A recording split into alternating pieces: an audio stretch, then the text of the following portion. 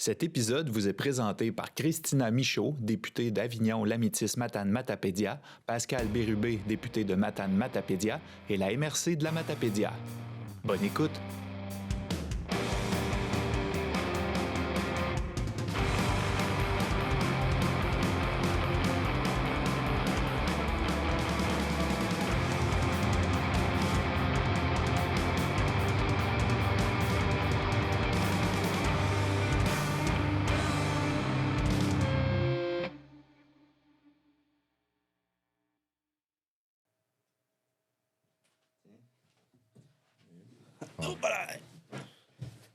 Ah, c'est mieux. Voilà, on va avoir l'air moins bronze. Ouais, c'est ça. C'est ça, les joies d'être seul à tout régler. Oui, exactement. Ouais. Le dernier qu'on a fait, c'est ça, Francis était là. Ouais. Tu sais, t'as participé un peu à ça, non?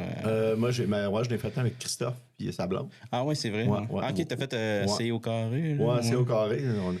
On a parlé, c'est ça, là, on a vraiment parlé de diffusion de spectacles. OK. C'était quoi tout ce qui se faisait là. Fait que dans le fond, t'es couru un peu pour les podcasts matapédiens. Oui, c'est ça. Ouais, c'est ça. Mais moi, j'aimerais ça partir plus dans ton vécu. Je vais commencer par dire, est-ce que tu passes un bel été? Ben oui, ouais. Écoute, effectivement. Même s'il y a plus une partie de l'été, on a réussi à s'ajuster pareil. Il y a eu beaucoup de festivals. Non, j'ai eu un été assez rempli hier. Justement, j'en parlais avec un de mes amis, puis on faisait le bilan de l'été. Là, on a fait bien des paquets de choses. Là. Ouais. Ça a commencé à Saint-Jean-Baptiste, puis ça n'a pas arrêté. Là, donc, pour un gars qui voulait prendre ça relax, pour un gars qui voulait prendre ça relax, on prend ça relax et on a la Moses de Manie, on fait des shows dans la vie. Ouais. Quand on a des congés, on va voir des shows. Oui, c'est ça. Parce que dans le fond, t'as quand même fait moins de shows à la salle un peu cet été. On a fait seulement 3 au niveau de la salle Jean Cossette cet été. Puis ça a fait du bien parce qu'on a besoin d'un temps pour s'arrêter, pour se poser aussi, pour finaliser nos dossiers, là, surtout. Là. Mais aussi, c'est plus tranquille le temps de l'été un peu. Là. Depuis plusieurs années, je te dirais depuis 2017, où c'est vraiment plus tranquille là, parce que les gens, ça ne leur tente plus. Là. Ils veulent être à l'extérieur. Il y a tellement de festivals et d'occasions pour voir les artistes maintenant que... Oui. Aller s'enfermer dans la salle, c'est pas tout le temps. Exactement, même si c'est climatisé. Là. Les journées où il fait chaud, peut-être. Là, ça, les gens veulent plus fréquenter une salle en pleine. C'est pas une place mythique. Là, en tant que c'est pas une belle grange de quinquette de son. Là, c'est ça. Non, c'est ça. Ben écoute, Michel, merci beaucoup d'être là. Puis vraiment, moi, je suis curieux parce que je te connais de vue tout le temps, depuis longtemps. J'ai été longtemps pas à Amkoui, mais même quand j'étais jeune, je te voyais souvent en salle. T'es plus dans la technique, je pense, à ce moment-là. Oui. Mettons son recul j'étais plus une vingtaine d'années. Oui, c'est ça, exactement. Depuis 1992 j'ai commencé à faire de la direction technique. J'ai été bénévole bien longtemps avant là, au niveau des shows en général parce qu'on en faisait autant qu'aux ZAP. Ça a commencé quand j'étais au secondaire. Là, donc, parce que toi, tu étais un gars de COSAP. Si on commence du début. Moi, je suis un gars d'Albertville. Un gars d'Albertville. Je suis venu au monde à l'hôpital comme tout le monde. À l'hôpital de la pluie comme tout le monde. Puis, c'est ça. Moi, je suis originaire d'Albertville. Toute ma famille était là. J'ai été élevé sur une ferme jusqu'au j'ai quitté ça, je pense, je devais avoir 20 ans. Là. Quand je suis parti au cégep, là, tout simplement. Là. Fait que j'étais élevé dans la nature. C'est pour ça que pour moi, la nature, c'est pour ça que j'aime Amkoui puis j'aime la vallée de la Matapédia parce que c'est la nature, puis c'est les grands terres, les grands espaces. Puis, donc, c'est ça. Fait que j'ai étudié à COSAP après ça. C'est pour ça que j'ai un attachement à COSAP, parce qu'elle aussi. Ouais, c'est ça. J'ai passé toute mon enfance là. Mes amis étaient là. Puis, mais c'est pas pire aussi, depuis que je suis venu, j'ai remarqué qu'il y a moins de COSAP versus Amkoui. Il y a moins d'esprit de clocher maintenant. C'est ça. Les trois gars, le même, Amkoui est la plus grosse ville, la ville-centre, évidemment. Mais maintenant, il y a une concertation dans tout ce qu'on fait. Les gens se parlent. Là, et on n'a pas le choix aussi. Là. Mais non, c'est ça. On doit s'échanger toutes sortes de choses. Autant des employés qu'autant que les services. Donc, mais ça, j'ai remarqué qu'au conseil de ville, qui avait engagé une personne que je me souviens qu'est-ce qu'elle fait, mais elle travaille pour les deux villes parce que, tu sais, il y a comme pas assez de job dans une ville. C'est ça. Fait qu'il y a plusieurs villages de Matapédia qui font ça aussi, là, maintenant, là, qui s'échangent des ressources, justement, pour avoir des temps pleins, pour garder nos gens en place aussi. Oui, c'est ça. Garder les gens dans la ville. Je pense que la MRC aide aussi un peu là-dedans. Là. Je sais que la MRC, c'est un peu partagé selon les opinions publiques. Si on parle de niveau, justement, main-d'œuvre, c'est comme une grosse municipalité, la vallée, dans le fond. Ouais, là, exactement. Ça permet d'avoir des employés qui travaillent pour toutes les municipalités en même temps. C'est ça. Oui, exactement. Donc, tout le monde travaille ensemble. Sans ça, on y arrivera pas. Là. Ouais. Puis là, t'es parti au cégep en quoi, toi? Oui, ben écoute, moi, mon premier métier, moi, j'ai étudié en gestion hôtelière. OK. Je suis cuisinier de métier. OK. Aussi bizarre que ça peut paraître, quand moi j'étais en secondaire, quand j'ai fini en 6e année, secondaire 1-2, et moi j'étais élevé sur une ferme, donc j'adorais ça en plus. Puis quand je suis rentré au secondaire, ça m'a tellement fait peur. Écoute, j'avais 12 ans dans ce temps-là, là, puis là, on se ramassait. Puis dans ce temps-là, les polyvalentes, il y avait du monde. À cause abscale, je pense qu'on avait comme 1200 ou 1300 élèves là, dans l'école. C'était énorme, autant qu'Amkoui. Puis quand je suis rentré là, ça m'a fait terriblement peur et j'ai tout simplement décroché. J'ai abandonné l'école durant 2 ans. Durant 2 ans où j'ai travaillé avec mon père sur ma ferme, tout simplement. Puis j'avais pas l'âge. J'avais 12-13 ans dans ce temps-là. Donc, tout ce temps-là, moi, j'ai pas connu mon secondaire 1 et 2. Jusqu'au moment où, à 13 ans ou 14 ans, je pense que j'avais 14 ans, où il y a une travailleuse sociale qui est débarquée chez nous en disant « Hey, tu peux pas aller à l'école. » Donc, c'est ça. T'es pas de la génération où tu peux décrocher encore. Non, exactement. Je n'étais pas dans le temps d'Émilie Bordelot. Là. Non, c'est ça. Tu sais, comme le monde qui lâchait en 8e année. En 8e année, finissait à l'école, puis il allait travailler dans le champ. On n'était pas dans cette génération-là. Encore, il y avait la loi. Mais je crois que dans le temps que moi, j'ai décroché, la loi est passée comme quoi les jeunes ne pouvaient pas décrocher l'école avant 16 ans. Ils n'avaient pas le droit de choisir d'arrêter l'école. Donc, et aussitôt que j'ai rencontré la travailleuse sociale, qui a été une personne assez importante dans ma vie aussi, parce qu'elle m'a guidé dans bien des choses.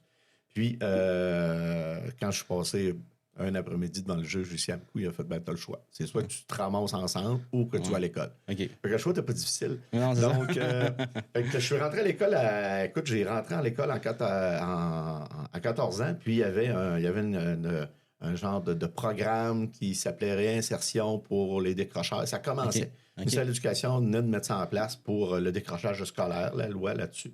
Puis, fait que je suis rentré avec ça, avec un monsieur qui s'appelle Jean-Marc Lefrançois dans le temps, qui était justement de Lac-aux-Aumont, je crois. Puis, écoute, moi qui partais d'une ferme, de me lever à 5 heures du matin, puis de me coucher après qu'on ait fait la besogne le soir, de me ramasser à l'école, à lire des livres, assis sur une chaise, à être habillé propre, pas trop travailler, pas se faire crier après. Puis, écoute, j'ai adoré ça. Là. Moi, j'ai raccroché. Là, écoute, ça m'a pris une semaine. Là, je me suis fait des amis. Mes amis qui étaient de l'Albertville étaient déjà à l'école. Donc, je me suis fait un paquet d'amis. C'était incroyable. Moi, l'école, j'aurais jamais quitté ça. J'aurais été à l'université jusqu'à 40 ans. Là. Mais c'est ça. Fait que là, c'est à ce moment-là que là, dans ce programme de décrochage, on pouvait choisir. Bon, on avait évidemment les maths qui étaient obligatoires et le français.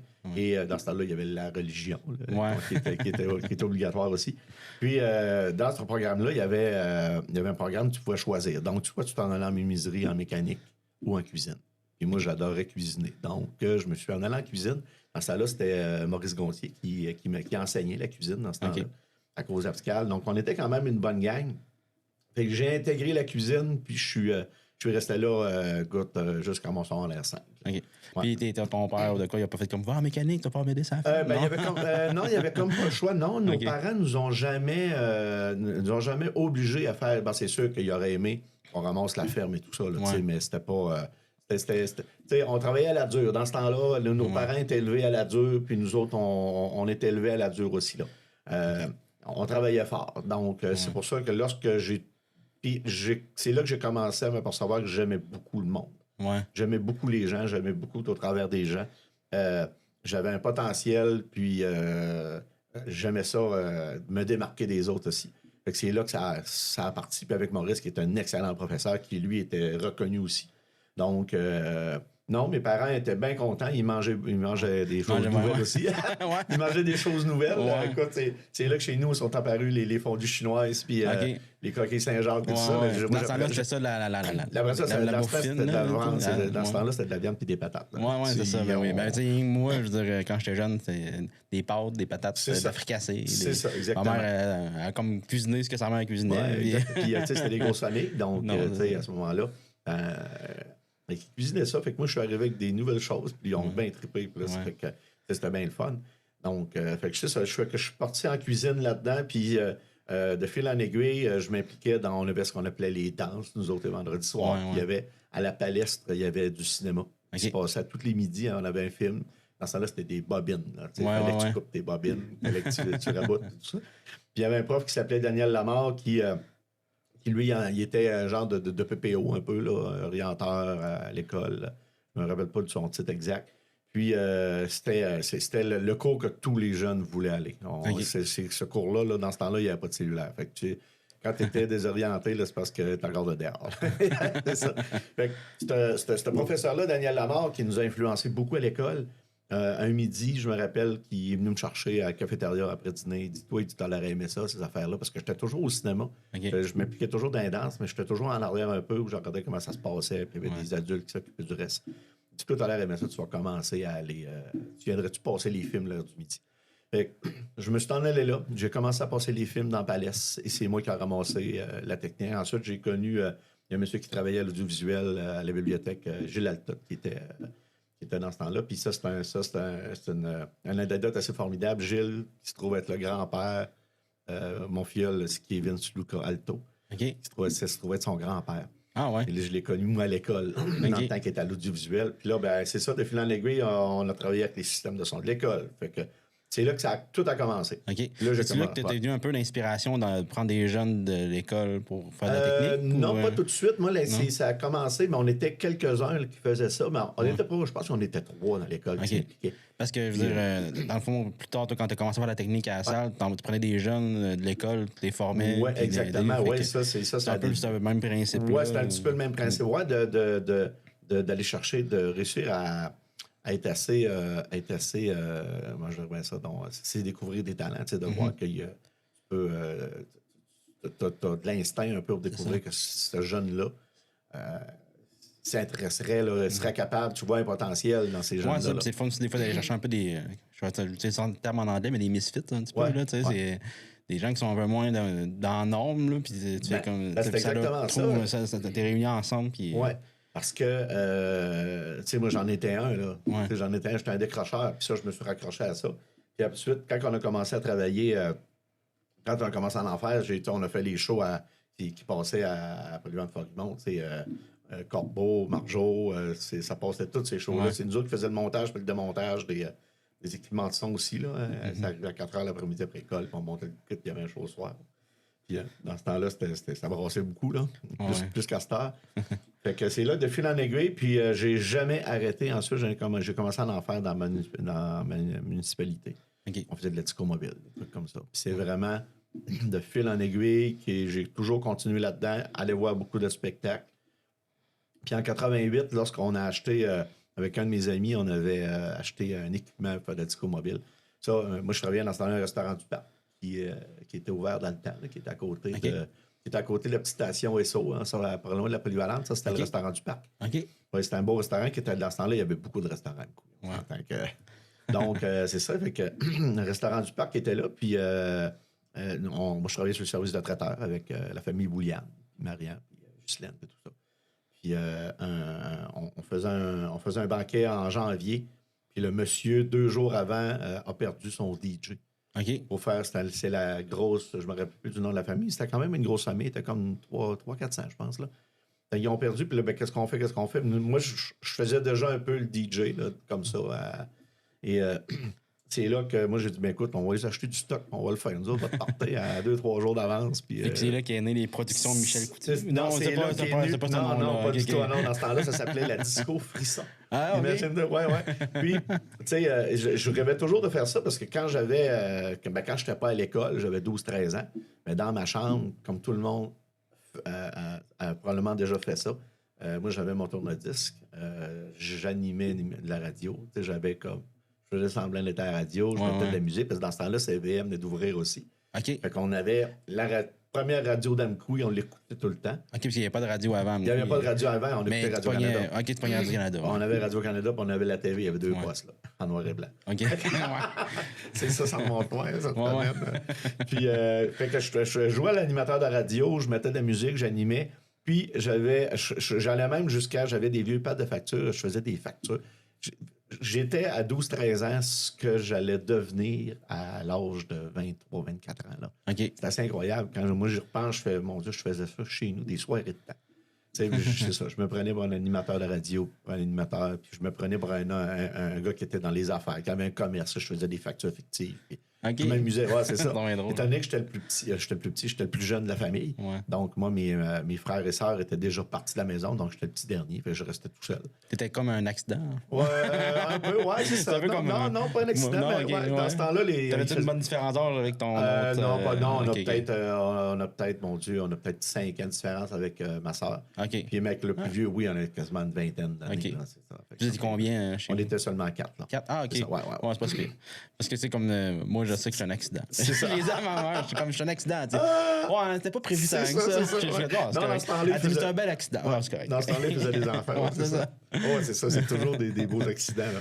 Ouais. Fait que c'est ça. Fait que on a commencé à faire ça Disco Mobile en 88 et on est devenu. Bon, c'est pas un secret de personne. Moi, j'ai une grande gueule puis je suis capable de passer dans le monde.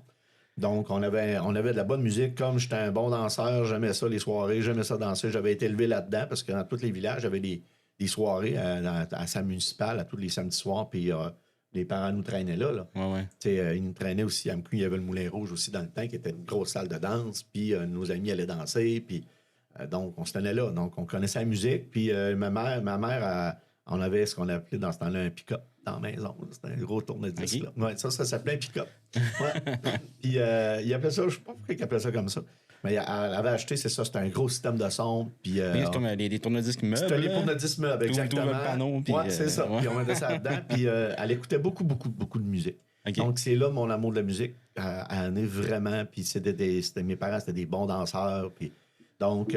Il écoutait de la musique un petit peu, disons, différente. Okay, francophone. Ensuite, mon frère. Tu sais, il y avait un lecteur 8 pistes, là, c'est ce système.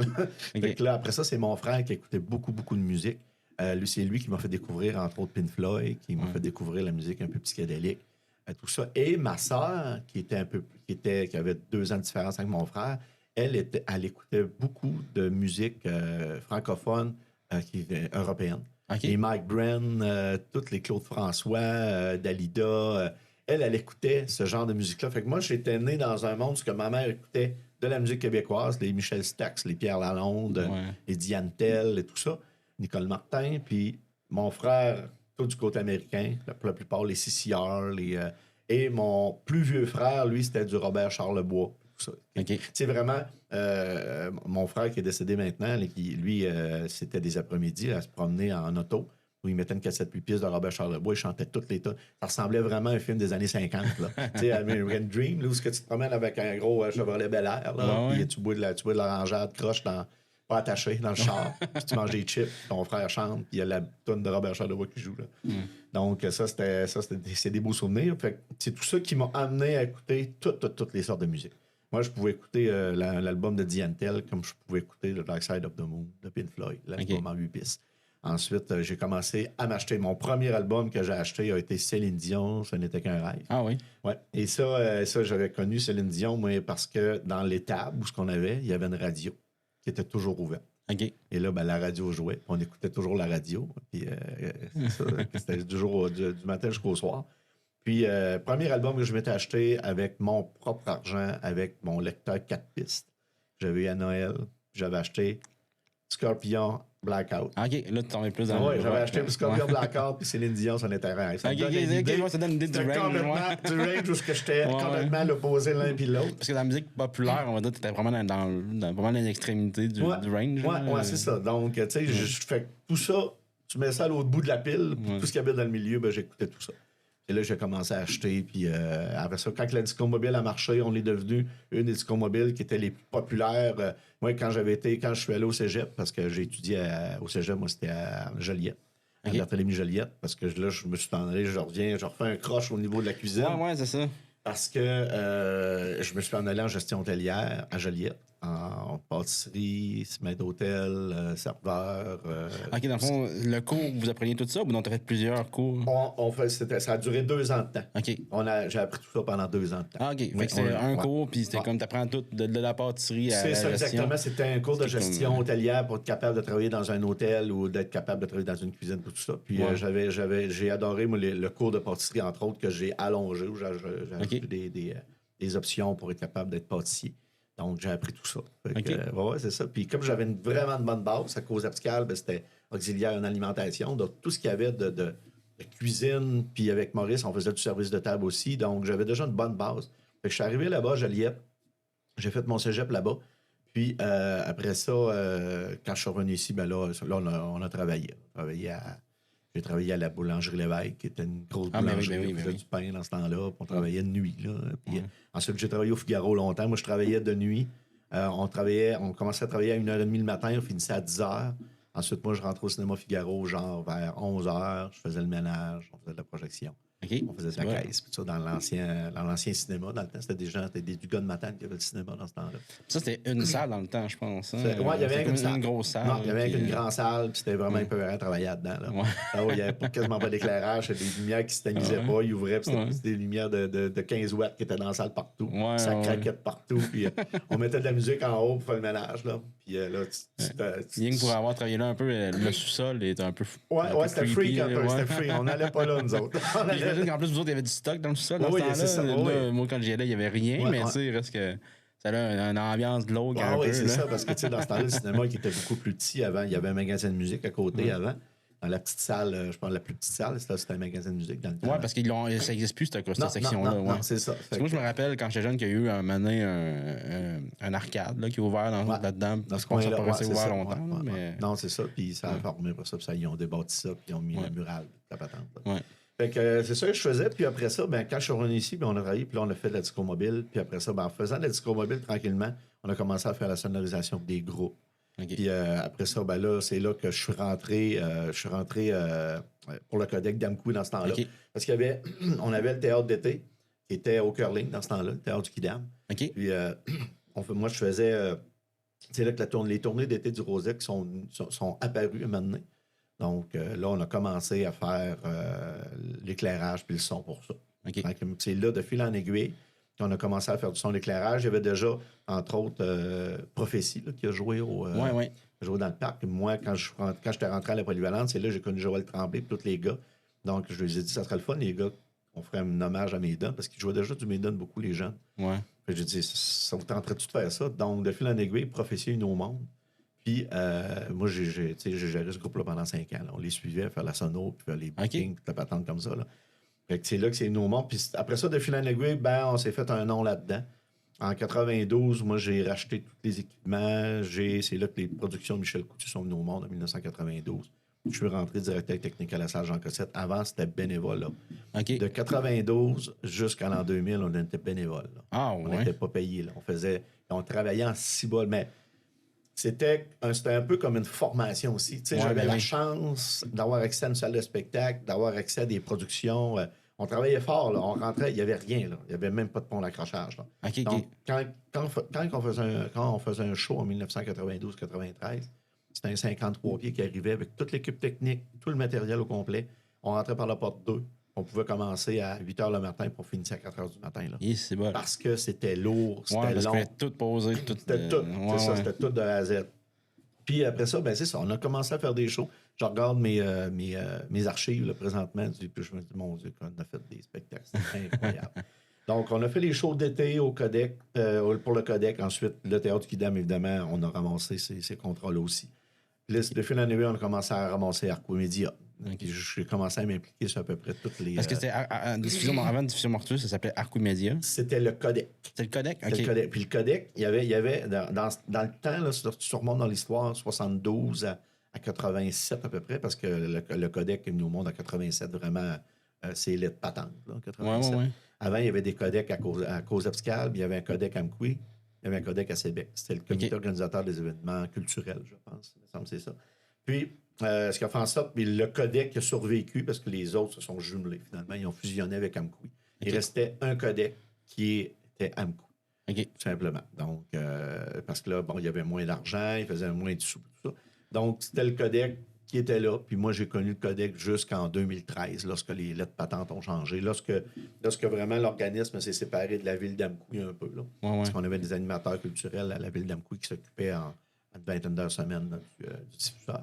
Okay. Donc là, le codec a été abandonné, ça a changé de nom. C'est là que Diffusion Morticus en 2013 est devenu autonome, une entité autonome, tout simplement. Mais Arcomédia, c'était quoi dans le fond? Arcomédia, c'est devenu, c'est l'idée de Louise Bédard-Archambault, c'était un gala, un souper gala qui reconnaissait les artistes matapédiens. OK, je pensais que Arcomédia, c'était comme un peu comme Diffusion Morticus. Là, non, c'est ça.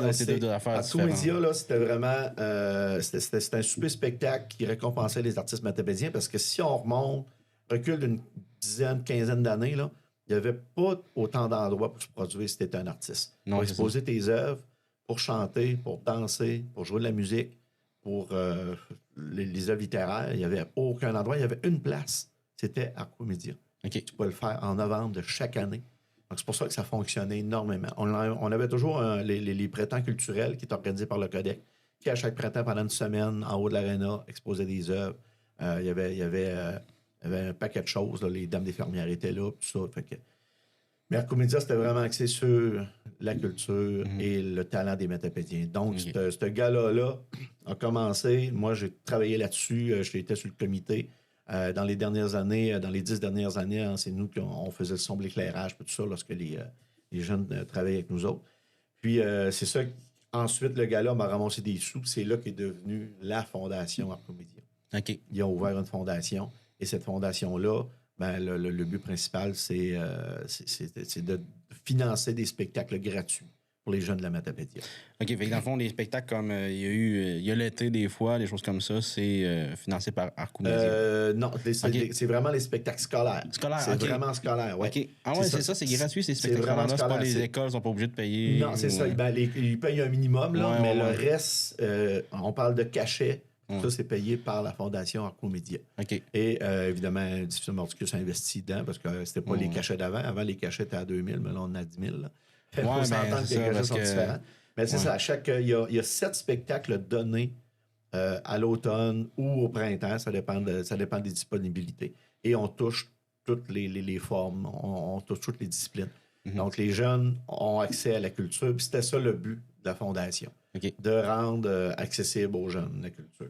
Parce qu'il y a des spectacles aussi plus qu'une représentation, je pense, pour que plusieurs écoles viennent. C'est ça. Tout à le primaire, il y a 3 représentations pour le primaire, puis il y a 2 représentations. Il y a 4 représentations pour le primaire, 3 représentations pour le secondaire. Ouais, c'est pour ça qu'on touche 2100 élèves. Une cachette, ça a l'air élevé, mais quand tu comptes ça, c'est parce que tu fais pas un show. Non, c'est ça, parce que on a quand même des cachets dégressifs. Là. Ouais, c'est ça.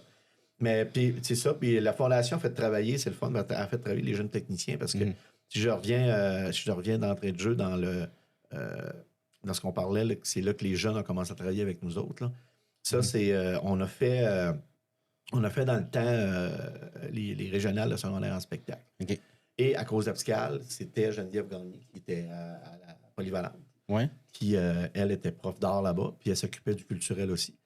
Puis, ils ont ramassé la régionale à la salle de Cause-Abscal, mais la salle de Cause-Abscal n'était pas équipée du tout. Il y avait un FOH. Il y avait juste de l'éclairage en avant, puis c'était vieux, là.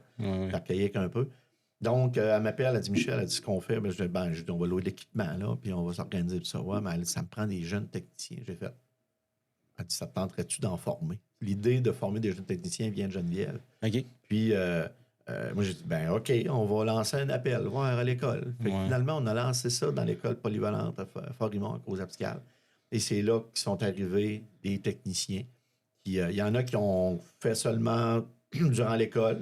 Il y en a qui ont continué à faire ça, entre autres, comme je pense à Simon Plante, Francis Dufault. OK. Dans ce temps-là, il y avait Charles Desjardins, il y avait Jean-Philippe Potvin, il y avait un paquet de jeunes. Moi, j'ai des jeunes qui ont fait de la technique de scène pendant longtemps avec moi. J'en ai un qui est rendu policier. Okay. J'ai des jeunes décrocheurs qui ont raccroché grâce à ça. Là, c'est devenu un programme à l'école pour contrer le décrochage. Donc, nous, on ramassait les pires qui ne voulaient pas raccrocher ou rester à l'école. Ouais. Puis les profs s'apercevaient. Ça a commencé en quelle année, ça? Écoute, ça a commencé en... Hey, ça doit faire 15, 16 ou 17 ans facile qu'on fait cette formation-là. Puis fait que les jeunes nous sont mis à se raccrocher à ça, puis on a fait des shows. Là. Moi, je les ai impliqués à peu près dans tout. Là, parce que quand on a commencé à en faire, on était les seuls aussi qui en produisaient et qui en faisaient. Donc, on appelait tous les jeunes à travailler avec nous autres. Autant dans l'école, il y avait beaucoup de culture dans les écoles. Il y avait des profs de piano dans le temps, il y avait des profs de guitare, il y avait des profs de musique dans les écoles, il y avait des profs de théâtre aussi dans les écoles, chose qu'il n'y a plus maintenant. Non, c'est ça. Donc, dans ce temps-là, il y avait des bands, puis il y avait du monde qui jouait de la guitare, puis il y avait des troupes de théâtre, puis il y avait des troupes de danse, puis il y en avait, ça nous sortait par les oreilles. Là. Fait qu'on faisait tout ça, puis c'est les jeunes qui opéraient tout ça. Fait que de fil en aiguille, puis après ça, ben dans les dernières grosses années, ce que je pense à Simon, entre autres, qui vit avec ça maintenant. Lui, c'est un jeune qui s'est raccroché lorsque son père est décédé. Il est venu nous trouver un mois après le décès de son père. Puis on l'a ramassé, puis il s'est trouvé une gang, il s'est trouvé bien là-dedans. Francis, ça a été la même affaire. Puis ils ont commencé à faire de la technique de scène, et ils ont fait ça toute leur vie. Ils ont payé leur cégep avec ça. Ils ont payé le secondaire, le cégep. Puis Patrick, entre autres, qui a travaillé avec nous autres longtemps, a payé une partie de l'université avec ça. Là. Parce que Simon, c'est lui qui fait de l'éclairage encore. Oui. C'est ça qui fait l'éclairage, entre autres, en Fort Cozab. Oui, mais il fait des gros shows à Québec. Il fait des travail à l'Impérial, il travaille un peu sur sa route. Là, il s'en va justement... aux États-Unis avec Boston de Base, justement. OK, avec sa job à temps plein. Là. Lui, il travaille, sa job à temps plein, c'est un à côté de sa job parce que lui, il est programmeur de métier aussi. Il fait ça dans la vie, mais à cette heure, tu peux travailler partout.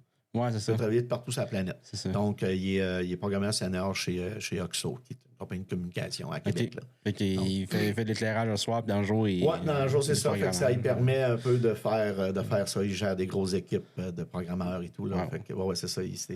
C'est quand même... moi, je l'ai connu, il avait 13 ans, puis là, il est rendu à 31. Fait que ça donne une idée qu'on a des... il y a du passé là-dedans solide. Puis moi, je te dirais que la technique de scène et les spectacles, ça a sauvé bien des jeunes. Ça a sauvé des jeunes de la dépression. Ça a sauvé... je parle des gars, mais on avait beaucoup de filles aussi. Là. Beaucoup de filles qui... Je pense à Valérie, entre autres, qui, elle, a été éclairagiste ici à l'école. Elle a commencé avec 13 ans. Puis elle a fait ça. Là, il y a son copain, maintenant, a une entreprise qui fait ça, du corporatif. OK. Puis elle fait ça dans la vie. Wow. Ça fait que c'est cool. Là. Puis, on a sauvé des jeunes qui avaient soit des problèmes personnels ou que ça allait pas bien ou que ils se sont raccrochés à ça. Puis, nous autres, on était une grosse famille. Donc, on était toujours ensemble. J'avais ces discussions-là avec des gens de la polyvalente cette semaine, justement, pendant le show, parce que là, on se disait, les jeunes, c'est différent. On a moins de jeunes qui se raccrochent à la technique de scène maintenant parce que là, avec les réseaux sociaux, avec tu peux faire du game, puis tu fais tout ça. Ils se raccrochent à d'autres affaires. Ils se raccrochent à d'autres affaires. Puis avant, les jeunes, on avait tellement de shows dans la salle, les jeunes pouvaient foxer le cours et s'en venir à la salle Jean Cossette. Puis on motivait, nous autres. Ils venaient pratiquer sur les consoles, ils venaient pratiquer à se faire du son, ils venaient pratiquer à monter des shows. Ils étaient tout le temps là. Je pouvais avoir une quinzaine de jeunes, moi, dans la journée, quand j'étais à la salle. Là. Ouais. Parce que là, on dévorait à la porte, les jeunes s'en venaient. Quand s'ils n'étaient pas bien dans le cours, il n'y avait pas de PPO dans le temps, je pense. Ouais. Fait que là, ils s'en venaient à la salle, puis ils venaient gosser dans la salle, puis ça faisait des bons techniciens, là. C'est alors qu'il n'y avait pas ça quand j'étais jeune. Non, c'est ça. Puis, moi, je suis parti juste avant. Je sais que, puis, maintenant, c'est ça. Maintenant, c'est devenu trop parce que là, on s'est fait avertir par la direction que c'était impossible de faire ça. Mais on avait toujours 7-8 jeunes qui étaient dans la salle, qui montaient des projets, qui jasaient ensemble, puis il n'y avait jamais rien, de tout est relié au domaine du spectacle à la salle. Fait que c'était le fun. Fait que lorsqu'on faisait un show, on va dire que quand on faisait les secondaires en spectacle dans le temps, là, c'était hallucinant. Il y avait 8-9 techniciens, puis là, ils montaient du vidéo, puis ils montaient de l'éclairage, puis ils montaient du son, puis ça finissait plus. Ils pouvaient passer une semaine. Même les artistes qui venaient d'ailleurs devaient un peu capoter, dire que c'est un flot de 14 ans qui m'aide. Dans les régionales, je me rappelle la première régionale, pas celle de Cause-Abscale, mais lorsque plus dans le temps de Pierre-Olivier, Jean-Philippe, puis Gabriel, puis tout ça, puis c'était incroyable. Là. Quand la régionale arrivait, on faisait la régionale, là, les gens qui venaient des autres écoles, ils faisaient, ben voyons donc, ça vient de où ce monde-là? Ça fait combien d'années qu'ils font ça? C'était hallucinant. On s'en mêlait même pas. Les jeunes savaient exactement. Patrick, qui est le conjoint de Karine Lévesque, là, Patrick Roussel, c'était un des meilleurs sonorisateurs qu'il y avait en place. Il est encore un des meilleurs sonorisateurs qu'on peut retrouver à l'Est du Québec. Ah ouais. Puis, il se mettait énormément de pression pour que ces shows soient bons.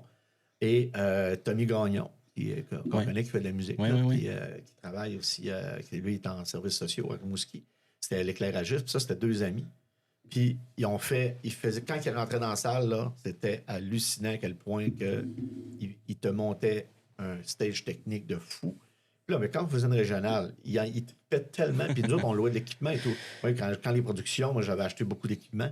Donc, il avait accès à tous ces équipements-là. Fait qu'ils me le demandaient, puis on le faisait, là, puis on le passait. Fait que quand les équipes d'extérieur arrivaient, ils pensaient arriver dans une petite école où que ça va être so-so. Ils tombaient sur le cul, là.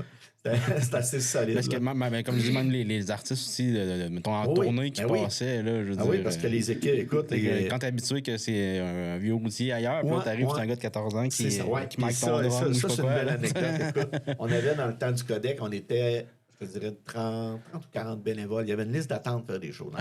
Oui, tu étais coté. Si tu faisais... moi, je fais tout le temps là, parce que je suis le directeur technique, mais je me rappelle des gars qui s'occupaient des bénévoles. Là. Puis, eux autres, ils cotaient là. Tu viens faire du théâtre, tu viens faire du classique, tu viens faire de la danse, tu veux venir à l'humour, il faut que tu fasses ceux-là. Si tu viens juste à l'humour, ben, ça va prendre un bout avant que tu reviennes. Parce qu'il faut que tu fasses les autres shows et tout. Là. C'était difficile de travailler dans le temps. Là. Puis les gars qu'on avait, la plupart du temps, là, c'était des cultivateurs qui, eux autres, l'hiver, ben, dans le jour, travaillaient moins un peu. Puis ils aimaient la culture. Fait qu'ils venaient nous aider, ils faisaient besogne le matin. Puis ils rentraient à 8h30, 9h à la salle. Puis c'était des messieurs bien shapés. Là. Fait qu'on avait des belles journées. C'était vraiment fantastique.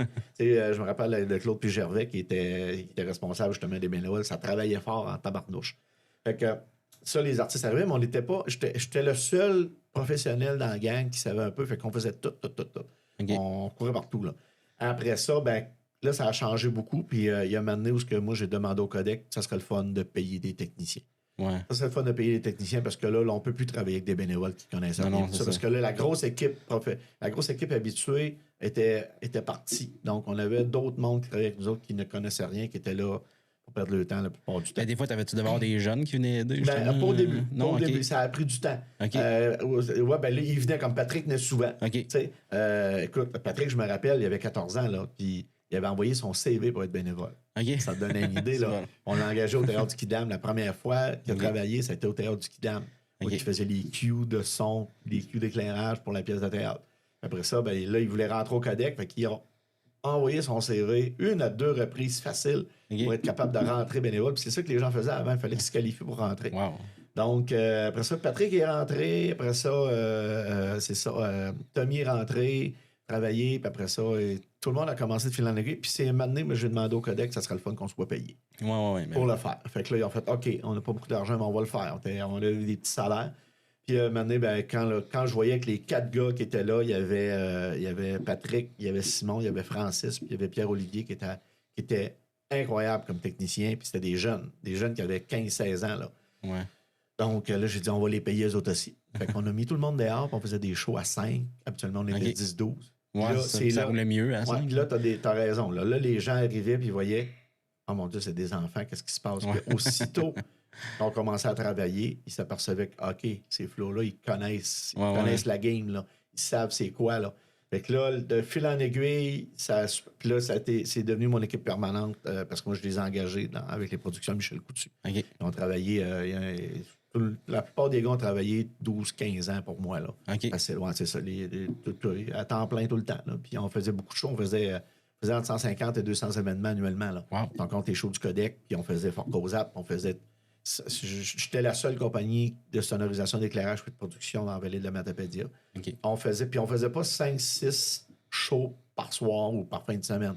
On en faisait 2-3, on en faisait des gros, on en faisait des bons. Fait que c'est ça qui te permettait d'avoir... Mais c'est toi qui bouquais les shows aussi? Non, on faisait les galas de la Chambre de commerce, on faisait Fort Cozap, on faisait... tout ce qui avait besoin de sonorisation, d'éclairage ou quelqu'un qui faisait un spectacle, qui avait un band, il nous appelait pour faire la sono. Puis on faisait tous les gros événements qu'il pouvait avoir, les carnavals, on faisait tout ce qu'il y avait de mettre des boîtes de son quelque part. Moi, je faisais énormément d'animation. Dans ce temps-là, j'étais à CVM aussi. Je faisais de la radio à travers ça. C'est quand je te dis que... Moi, j'ai toujours dit aux jeunes qui veulent faire ce métier-là, pour aux gens qui veulent se faire mettre ça, soit partout, soit dans toutes les sphères de la culture, soit dans les genres. Démontre que tu as un intérêt. Si tu démontres que tu as un intérêt, puis tu es quelqu'un qui est sympathique, qui aime le monde, qui aime travailler, qui n'est pas là, qui n'est pas groupie, là, qui n'est pas juste là parce que je veux voir les artistes, tu vas rentrer, tu vas faire ton chemin là-dedans. Là. tu vas monter assez vite dans le créneau. Tu sais, tu vas te rendre... Si t'es bon, puis t'es capable de performer, puis t'as des aptitudes, ben, tu vas te ramasser dans les consoles. C'est ça aussi qui est le fun en région, c'est que tout le monde connaît tout le monde. Tu peux t'inviter à quelque part, puis tu n'auras pas l'air bizarre parce que tu connais quelqu'un, tu connais, tu sais. C'est ça. Tandis que, c'est comme rien qu'en photo, moi, à Lévis, moi, je peux pas dire, je vais aller m'inviter dans un spectacle. Peut-être des fois, les petits spectacles, j'étais plus dans l'humour un petit peu à ce moment-là, mais tu sais, c'est du monde qui paye pas même pour ça. Fait que ça débouchera jamais sur rien, mais je veux dire, tu sais, ici, je m'invite des fois à des places, mais tu sais, des fois, même si je suis pas payé là, des fois, ça m'amène d'autres choses. Exactement. C'est toujours ça. Puis moi, mon seul point faible, c'est que je suis pas je suis pas très bon socialement, on va dire. Avoir des discussions. J'aime ça faire le podcast parce que justement, 1 à 1, je suis correct. Ouais. Mais tu sais, quand tu te ramasses moi, je me ramasse en groupe, là, je suis comme, là, je me colle sur le mur puis je m'en vais. À moins que ce soit tous des gens que tu connais. Là. Si non, tous des amis, ça va. C'est souvent comme ça. Non, moi, j'écoute, comme je te disais tantôt, moi, j'étais une grande gueule. C'est comme je passais partout. Et c'est là qui a fait en sorte que je me suis fait un réseau de contacts incroyable. Tout ce qu'on faisait, écoute, c'est pas pour être prétentieux, mais tout ce qu'on faisait était réussi. Là. On travaillait bien, les gars étaient consciencieux, on avait de l'équipement, on avait ce qu'il y avait toujours de meilleur. Puis, je travaillais beaucoup avec Métronomie dans le temps, parce que c'était l'équipement qui venait de Métronomie. Et eux, je me rappelle encore, il était Pierre qui travaillait avec moi à la salle. Pierre, ça fait 25 ans qu'on travaille ensemble. Il est arrivé un lundi après-midi avec un trailer de stock plein à rabord en disant on vient vous mener Samkoui. Faites vos événements, facturez l'équipement que vous prenez, payez-nous, puis allez-y, let's go. Fait que j'ai ouvert comme un deuxième Métronomie Amkoui dans ce temps-là. Il y avait un équipement, puis écoute, je me rappelle dans ce temps-là, c'est qui était maire? C'était-tu M. Archambault? En tout cas, je me rappelle qu'on avait le théâtre du Quidam, mais j'avais demandé à l'hôtel de ville, est-ce que je peux mettre l'équipement là pour qu'on s'habitue à l'utiliser. Tout ça. Il nous avait passé l'hôtel de ville gratuitement pendant une semaine. C'était Patrick. On avait monté l'équipement au complet dans la salle du conseil. Pendant une semaine. Puis on avait les clés, on avait le code, puis ils nous avaient tout passé ça, puis on avait fait du son et de l'éclairage, puis tout ça. Il n'y avait rien qui jouait, là. C'était pas un band. Non, c'était juste pour s'habituer à connecter, à avoir nos équipements identifiés, faire un inventaire. Après ça, moi, j'ai trouvé une shop au travers de ça. J'ai trouvé une shop pour ranger les équipements. Après ça, le fil en aiguille, on avait une shop. Puis le stock était là. Je me rappelle, la shop n'était même pas chauffée. C'était incroyable. Fait que la première année d'équipement, après ça, Patrick a travaillé à temps plein à partir de là avec moi là, pour s'occuper de ça. Puis là, c'est là qu'on a commencé à faire à peu près tout. Quand tu dis qu'on faisait tout, là, c'était incroyable. Là. Puis on était toujours les 4 mêmes gars qui travaillaient avec le même kit tout le temps. Avec tu viens tellement rodé que... On est tellement rodé, puis on était une belle gang. La maison chez nous, c'était un hôtel. Là. Tout le monde aménageait là pour l'été. Puis, je me rappelle des étés où on a travaillé, je te dirais, 40-45 jours ensemble. Là, à commencer à la Saint-Jean-Baptiste, à terminer là, à la fête du travail, parce qu'on avait des festivals, on avait des centenaires. C'était collé. Des fois, on en faisait 2 en même temps. Je me rappelle, on faisait Fort Cosap en même temps que le centenaire de Saint-Léon-le-Grand. On avait 2 équipes. On faisait descendre d'autres mondes, un peu de Rimouski pour nous aider. On a fait la pluie puis le beau temps dans la sonorisation d'éclairage, dans l'animation. C'est ça. Puis, fait que les gens ont bien vécu, les jeunes ont bien vécu. Moi aussi, j'ai bien vécu tout ce temps-là. Mais on faisait ça vraiment pour l'amour de... On n'est jamais venu riche parce qu'on aimait tellement ça. Non, c'est ça. On était dans la vallée de la Matapédia. Moi, j'étais conscient de l'argent que les gens avaient. La plupart du temps, j'étais conseiller ou... j'étais personne ressource sur l'événement. Donc, moi, je prenais le contrat, je disais, OK, on va vous l'organiser, l'événement. Un peu comme Fort Cosap, je pense. Un peu comme Fort Cosap, je sais que... Les débuts, j'avais été à Mané, puis c'est toi qui animais, c'est toi qui faisais tout. C'est ça. Là, je pense que c'était plus pour un recul un peu de c'est ça. Moi, j'étais encore un peu là-dedans, après 25 ans, au niveau des loges et des artistes, parce que là, c'est ma job à temps plein maintenant. Là. Mais en 96, lorsque c'est moi qui ai ramassé le centenaire de Cause Abscale au complet. Il y avait 4 scènes, tout l'équipement, c'est moi qui le fournissais, c'est moi qui animais. On avait quelques techniciens, on n'était pas une grosse équipe dans ce temps-là. Les gars, ils travaillaient pas encore avec moi. 85 étaient tout petits, ça avait 5 ans. Non, c'est ça. Que, dans ce temps-là, il y avait une équipe de Matane avec Jacques Desrosiers puis Daniel qui était là. Puis moi, je travaillais. Fait qu'on était 3. Puis on avait 4 sites de spectacle. C'est grâce à Cause Abscale aussi que on a été mis sur la map, que j'ai été mis sur la map avec les festivals, les centenaires. Et après le centenaire, la Cause Abscale, de bouche à oreille, là, toutes les villes m'ont appelé. Donc, j'ai fait toutes les villes, toutes les municipalités de la vallée de Matapédia, sauf Valbriand, je pense qu'on n'a pas fait. On a fait tout leur centenaire. Puis les 125 ans. Donc, ça donne une idée. Puis moi, j'étais dans ce temps-là, c'est ça. J'étais coordonnateur sur chaque... Ils me demandaient d'être pour coordonner les autres qui faisaient leur programme d'activité. Et moi, j'avais une grosse expertise, donc je devenais consultant sur le comité organisateur. Je leur disais exactement, faites ça de cette façon-là, allez chercher tel argent, allez faire ça. Prenez pas tel artiste, allez... Donc, on le montait. Parce que tu as connu un peu les artistes. Oui, j'ai connu les artistes, puis je savais quelle erreur il fallait pas que tu fasses si tu voulais faire de l'argent, puis tu voulais que ce soit rentable, ton centenaire, ton événement. Là. On en a fait à l'extérieur aussi. On a même fait celui de presse, là, qui sont venus nous chercher, puis là, vous allez nous l'organiser parce qu'on ne sait pas comment ça marche. Fait que c'est ça, c'était gagnant. Donc, tout ce temps-là, les jeunes ont travaillé là-dedans, puis ce qui a fait en sorte que c'est ça. Fait que les réseaux de contacts, pour moi, il est devenu énorme, puis je suis toujours resté là-dedans. Donc, tu sais, puis la plupart du temps, on travaillait, c'était les gens avec qui on travaillait, puis les gens pour qui on travaillait sont devenus des amis. Et il y avait une grande confiance à ce qu'on réalisait. Donc, c'était toujours gagnant et on donnait un service incroyable. Donc, c'est pour ça. Fait que c'est ça qui a mis ça à la map, les productions surtout.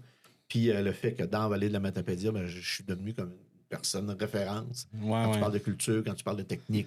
Puis, tout ça. Ça, c'était... Tu sais, moi, je le faisais pas justement pour devenir ce genre de personne-là.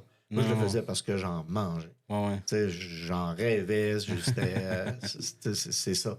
Puis on se donnait les moyens de le faire. Fait que c'était vraiment trippant, là. On connaissait les meilleurs au Québec aussi. Là. C'est ça qui est plaisant.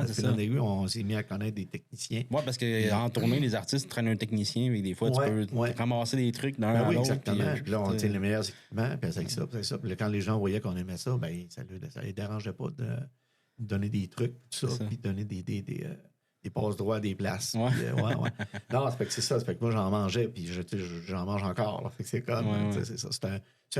C'est un métier qui est extrêmement exigeant. Parce que tu n'as pas de vie. Là. On s'entend que tu n'as pas de vie. Tu travailles, puis tu fais des shows, puis tu te couches tard toute la journée. On est le premier arrivé, puis on est toujours le dernier parti. Puis avec le codec, depuis l'an aiguille, c'est devenu de plus en plus gros. Après ça, quand on ouvre le cégep, moi, j'ai travaillé au cégep aussi.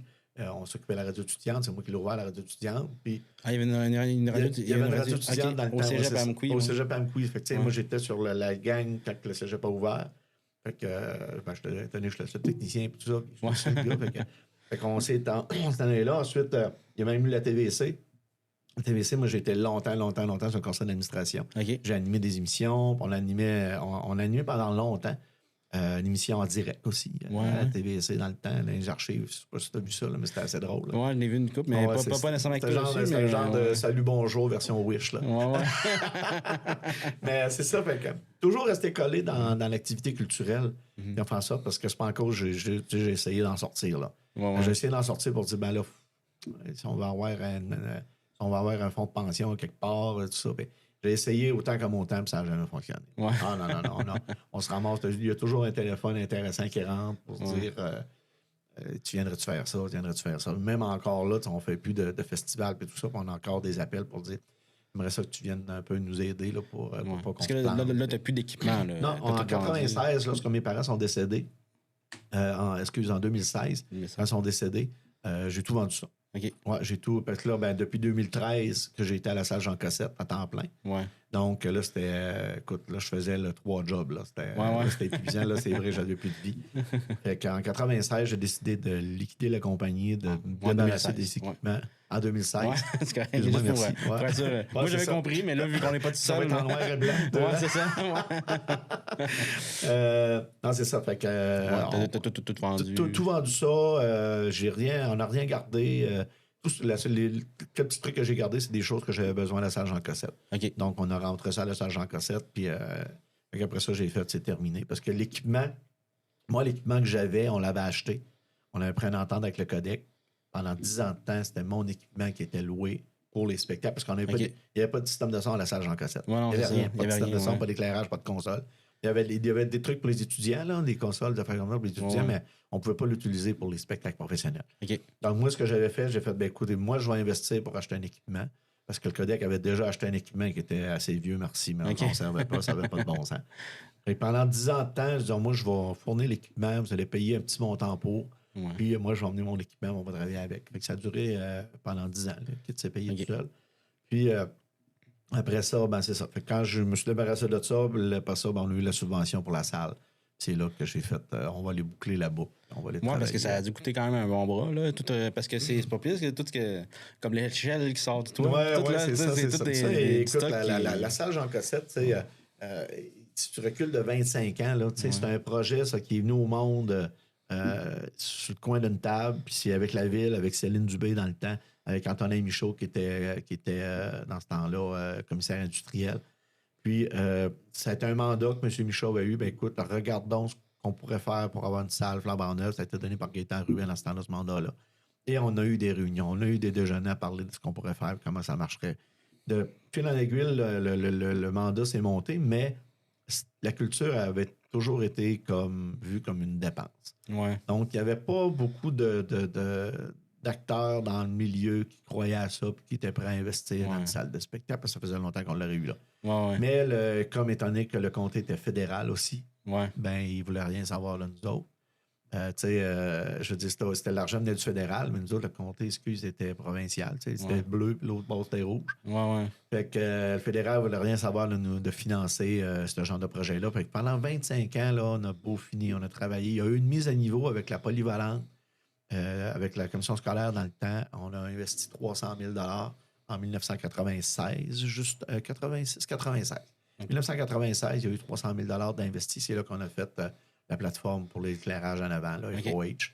Ça, on a mis des ponts triangulaires avec des chain blocks qu'on n'avait pas dans ce temps-là. Il y a mis un petit kit de son DAS. Ils ont acheté des consoles de son, d'éclairage un peu.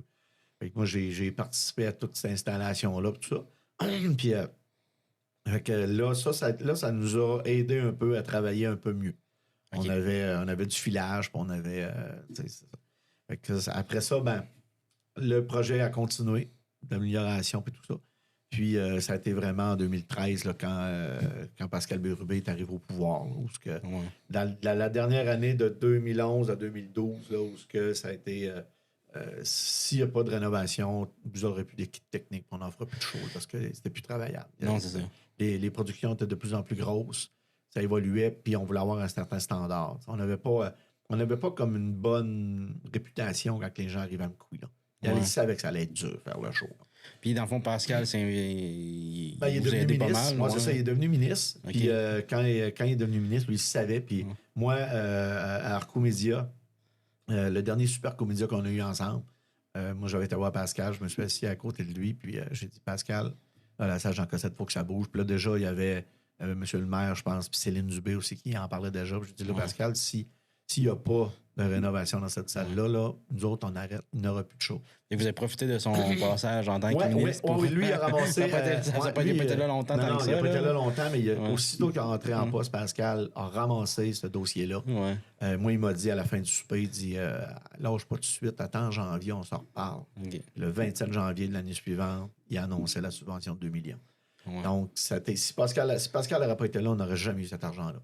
Parce qu'à chaque mois, le fédéral demandait des feuilles supplémentaires, des choses supplémentaires. Et comme il y avait tellement de belles ententes entre la ville, la MRC, la commission scolaire et le Codec, ben c'était pas long qu'il y avait...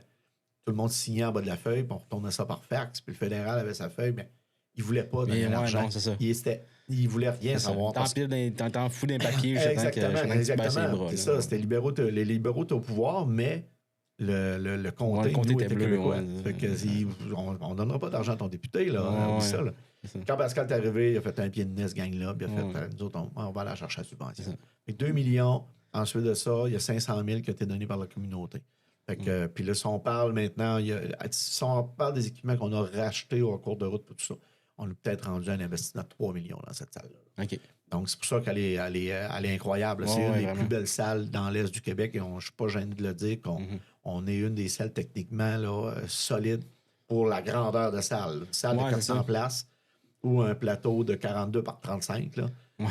C'est pas énorme. Le stage est quasiment aussi gros que la salle. Oui, exactement. Puis, c'est pas un gros plateau comparé aux grandes salles. Non, c'est ça. Mais quand même, tu sais qu'il y a des salles comme le Capitole, mais c'est pas des méga stages non plus. Non, ça, exactement. Ils ont plus d'accrochage et tout ça, parce que c'est des vieux théâtres. Mais tu sais, je pense à l'Impérial, la scène de la même grandeur, qu'il n'y a pas de dégagement, il n'y a rien. Là. Non, c'est ça. Puis, mais quand les équipes arrivent ici, ils font « Oh mon Dieu, OK, on est capable de faire quelque chose de hot. Là. Ouais. Là, ils partent d'ici. C'est pour ça qu'on est coté, qu'on a gagné des prix, puis qu'on finit plus d'en gagner. Donc, c'est super le fun. Mais on a tellement travaillé, on la connaissait tellement, cette salle-là. Là. Mais je pourrais m'en aller là-dedans, les yeux fermés, là, la lumière fermée. Là, c'était dans le canet. Fait qu'on savait vraiment ce qu'on avait à faire pour emmener cette salle-là techniquement, puis au niveau du service, puis au niveau de tout aussi. Là, autant l'accueil qu'autant... La salle, en 2013, a été rénovée au complet. On est maintenant 10 ans plus tard. C'est comme si elle venait d'être faite. Là. Elle était entretenue. Puis, c'est un... On est très... Parce que là, les rénovations, c'était pas une la technique, c'est les loges. C'est les loges, les bancs, le plafond. L'amiante a été enlevée 2 fois dedans. C'est incroyable. 2 fois. On a tout fait, là. Tout. Puis nous autres, c'est ça, je parlais des techniciens qui travaillaient avec moi, le Simon Patrick Francis, avec Viateur de Champlain, qui était M. de Matane, qui était le chargé de projet là-dessus. Nous, c'est le Codec en cours de route. Le Codec a réussi à devenir maître d'œuvre de ce dossier-là. C'est-à-dire c'est le Codec qui prenait les décisions au niveau des achats, au niveau de ce qu'on allait faire dans place. Parce que si on avait laissé ce projet-là au niveau de la commission scolaire, ça aurait été la commission scolaire qui avait été chargée de projet et tout ça, bien, on aurait dû, ça aurait été bien fait quand même, mais on aurait dû ouvrir tout ce qu'il y a de soumission à la grandeur du Canada. Donc, on serait ramassé avec des erreurs qui ont été produites dans d'autres salles, là, où on se ramasse avec du stock chinois qui n'est pas... Non, c'est ça. N'est pas performant, qui n'est pas... qui n'est pas compatible avec rien. Non, c'est ça. Donc, c'était dans d'autres salles. Vu que je tripe un peu ces affaires de même, c'est comme dans le temps, Behringer, c'était... À cette heure, c'est mieux, là, mais dans le temps, c'était... Mon Dieu, ça coûtait pas cher. Ça coûtait pas cher, ça valait pas cher. Tout le monde s'achetait des DI Behringer. Oui, c'est ça. Mais à cette heure, ils font une couple d'affaires qui ont du sens, là, mais dans ce temps-là... Ça a été racheté par Midas. C'est comme les X32, tout le monde a ça à cette heure, puis ça fait une belle job, mais dans ce temps-là, Behringer... Dans ce temps-là, écoute, t'achetais une console Behringer, puis si t'as cogné un petit peu, elle marchait plus. Non, c'est ça. Mais non, c'est ça. Fait que, il y a eu des erreurs qui ont été faites dans certaines écoles, justement, où ils passaient par subvention directement du service d'approvisionnement. Les gens en haut ne connaissaient rien là-dedans, fait qu'ils regardaient juste le prix. S'il y avait 10 000 puis ça coûtait 8 000, ils prenaient le plus bas, puis c'était le plus cheap, ça venait du Japon. Puis là, ils livraient ça dans une boîte, puis on faisait bon, ça marche pas. Moi, je me rappelle dans une école que je n'aimerais pas, quand ils ont fait cette erreur-là, quand on est arrivé avec l'équipement, ça a marché 3 jours. Pour dire, là. Ça avait pas de bon sens. Tu peux pas vraiment, tant que ça, renvoyer ça de même. Bon, non, on pouvait pas. C'est comme ça valait rien. Non, ça valait absolument rien. On avait du stock en tabarnouche, mais ça valait rien. Non, c'est ça. Non, les EQ, c'était tout croche, puis c'était en plastique. Puis je regarde les systèmes ROD, justement, dans ce temps-là. Ils faisaient des micros ROD, mais pas avec l'identification. Mais ils appelaient ça ROD. Tu sais, c'est des micros cheap, là, mais tu sais, ils prenaient. En tout cas, c'était hallucinant. Puis, c'est pour ça que nous autres, quand j'ai emmené ce point-là lors d'une réunion de travail en faisant « Faites attention, on ne peut pas faire ça ». Mais comme on n'avait pas le droit, c'était une loi. De toute façon, il fallait que les commissions scolaires demandent des soumissions à grandeur du Canada. Ce que j'ai fait, j'ai tenu mon point jusqu'au bout et j'ai emmené des exemples de ce qui s'est passé dans une ville où eux autres avaient comme 5-6 millions à investir. Puis, ils ont acheté de l'équipement. Puis l'équipement, lorsque l'équipement est arrivé, ils l'ont déballé de la boîte puis ils ont fait on peut pas utiliser ça. C'est même le courant dedans est pas bon pour le Canada. Non, c'est ça. C'est ça, c'est comme ils ont fait là, ça venait du Japon. Tu sais, c'était une console numérique automatisée 48 entrées, exactement comme les CL5 de Yamaha. C'était du chinois. C'est quand même une bonne. Si tu veux travailler à Okinawa, oui. C'est ça. C'est ça, exact. C'était pas une bonne console. C'était la plus cheap dans le numérique, mais qu'il y avait le même stock dedans, mais tout en plastique, tout était cheap. Ça coûtait une affaire de 40 000 cette console-là, là, quand que les gens ont acheté ça dans la place. Puis le directeur technique le savait. Puis moi, quand je fais beaucoup de tournées, puis quand j'ai été en tournée dans ce coin-là, ben, il est venu me montrer ça. Il y avait un Backstar. Il y avait à peu près 100 000 d'équipement inutilisable. Il y avait un show, là. Eux autres avaient un show à faire lorsque c'est arrivé. Puis ils ont dit on n'a pas de console. Puis ils ont été obligés de réinvestir. La ville a été obligée de réinvestir autant d'argent. C'est là qu'ils ont compris que l'erreur qu'on a faite d'ouvrir les soumissions à tout le monde, ils ont pris le plus beau soumissionnaire. C'est ça. Fait que c'est des choses qu'on n'a pas fait un coup. Nous, moi, j'ai emmené cet exemple-là, fait que les gens ont compris comme ça, on pourrait peut-être demander au Codec d'être le maître d'œuvre de son projet. Fait qu'ils ont signé les ententes, ça a pris un mois à revirer tout ça. Puis Le ministère de la Culture, quand il a vu ça, il a compris ça aussi. On avait quand même des bons alliés là, avec Louis Landry, qui lui, c'était son projet de retraite, parce qu'il a pris sa retraite tout de suite après ça. Il disait, ouais, on va faire quelque chose, on va faire une belle salle. Puis il disait, vous avez là 2,5 millions, là, puis c'est la seule fois que vous allez passer. Sans ça, si vous manquez votre coup, c'est fait. Là. C'est fait. Donc, on a regardé ça. Donc, ils ont donné, la commission scolaire a accepté de donner le mandat au Codec directement, qui devenait Diffusion Mordicus. Donc, à partir de là, on a travaillé seulement avec le chargé de projet. On était 3 techniciens avec le président du Codec, qui était M. Guy Leclerc dans le temps. C'est pour ça que nous, on a parti avec notre feuille de stock, les 4 gars. Il y avait un événement à Montréal qui s'appelait En coulisses, qui était les plus gros représentants de tous les équipements techniques de scène, tout. Puis, on est monté là avec notre liste, puis on a magasiné tout ce qu'on voulait avoir là-bas. Puis après ça, on a présenté ça, puis ça a tout été accepté. Puis après ça, chaque fil, chaque prise de courant, chaque chose qu'on a fait dans la salle, c'est nous qui avons décidé de le faire parce que moi, ça faisait 20 ans que je travaillais dedans. Et ça te donne une idée que je savais qu'il ne fallait pas faire ça de cette façon-là. Combien de fois je me suis pogné avec les architectes pour leur dire non, faites pas ça de même. Là. Il y a 1 ou 2 petites erreurs qu'on n'a pas eu le temps de regarder comme il faut et de dire notre mot. Mais en général, à 99,9 %, la salle, elle est parfaite. On continue de l'améliorer aussi. Donc, ça, c'était un success story. Puis tu parlais justement du fameux escalier rétractable. Puis, on cherchait un moyen d'aller faire le focus des lampes. Le focus, c'est-à-dire placer les lampes d'éclairage pour les artistes. Puis, on cherchait un moyen. Là, on dit, on va se mettre on va se mettre un palier qui descend complet, soit une cage avec une ligne de vie qu'on est capable d'aller focusser dans une cage. Enfin, là, même, il y avait ça dans d'autres salles et tout ça. Et c'est un monsieur, c'est Gilles Leroy, qui a un atelier de soudure à la sortie de la ville, qui faisait des travaux justement dans la salle, puis il dit, peut-être une idée. Nous, on fait des escaliers rétractables, puis là, on disait, nous autres, il faudrait vraiment que ça disparaisse dans le plafond, que ça paraisse pas, parce qu'avant, on avait des escaliers chaque côté de la salle. On avait des échelles, on montait chaque côté, on s'en allait, on rampait. C'était dangereux, c'est incroyable. Ça fait que c'est ça, puis là, monsieur, j'ai peut-être une idée. Fait que finalement, il l'a bâti, il est venu nous l'installer, puis il n'y a pas ça à la grandeur du Canada. Tous les artistes, les directeurs techniques, ils voient ça, puis ils filment ça en disant check l'échelle rétractable qu'on a. Puis quand t'as remonté, ça paraît pas. Tu vois qu'il y a de quoi, mais je sais pas c'est quoi. Non, c'est ça. Tant que tu pètes pas sur le bouton, t'as aucune idée. Il y a des gens qui viennent dans la salle qui l'ont jamais vu, là, qui l'ont vu sur photo, là, qui s'attendent pas que c'est ça. Là. Fait que ça a l'impression d'être Enterprise, là, t'as l'impression de prendre le vaisseau. Fait que ça a été un beau... c'était un success story, cette salle-là. Là. Fait en sorte un peu de boucler la boucle pour ce qui est de moi, là, parce que j'ai resté... je suis un des seuls directeurs techniques de la place. Là. J'ai fait ça longtemps, là, quasiment. Depuis, ça fait 10 ans que je suis à la tête de l'organisme. Mais c'est ça. Puis c'était mon rêve, là, de gérer le Codec. Je voulais booker des shows, puis je voulais acheter des shows, puis je voulais gérer l'organisme.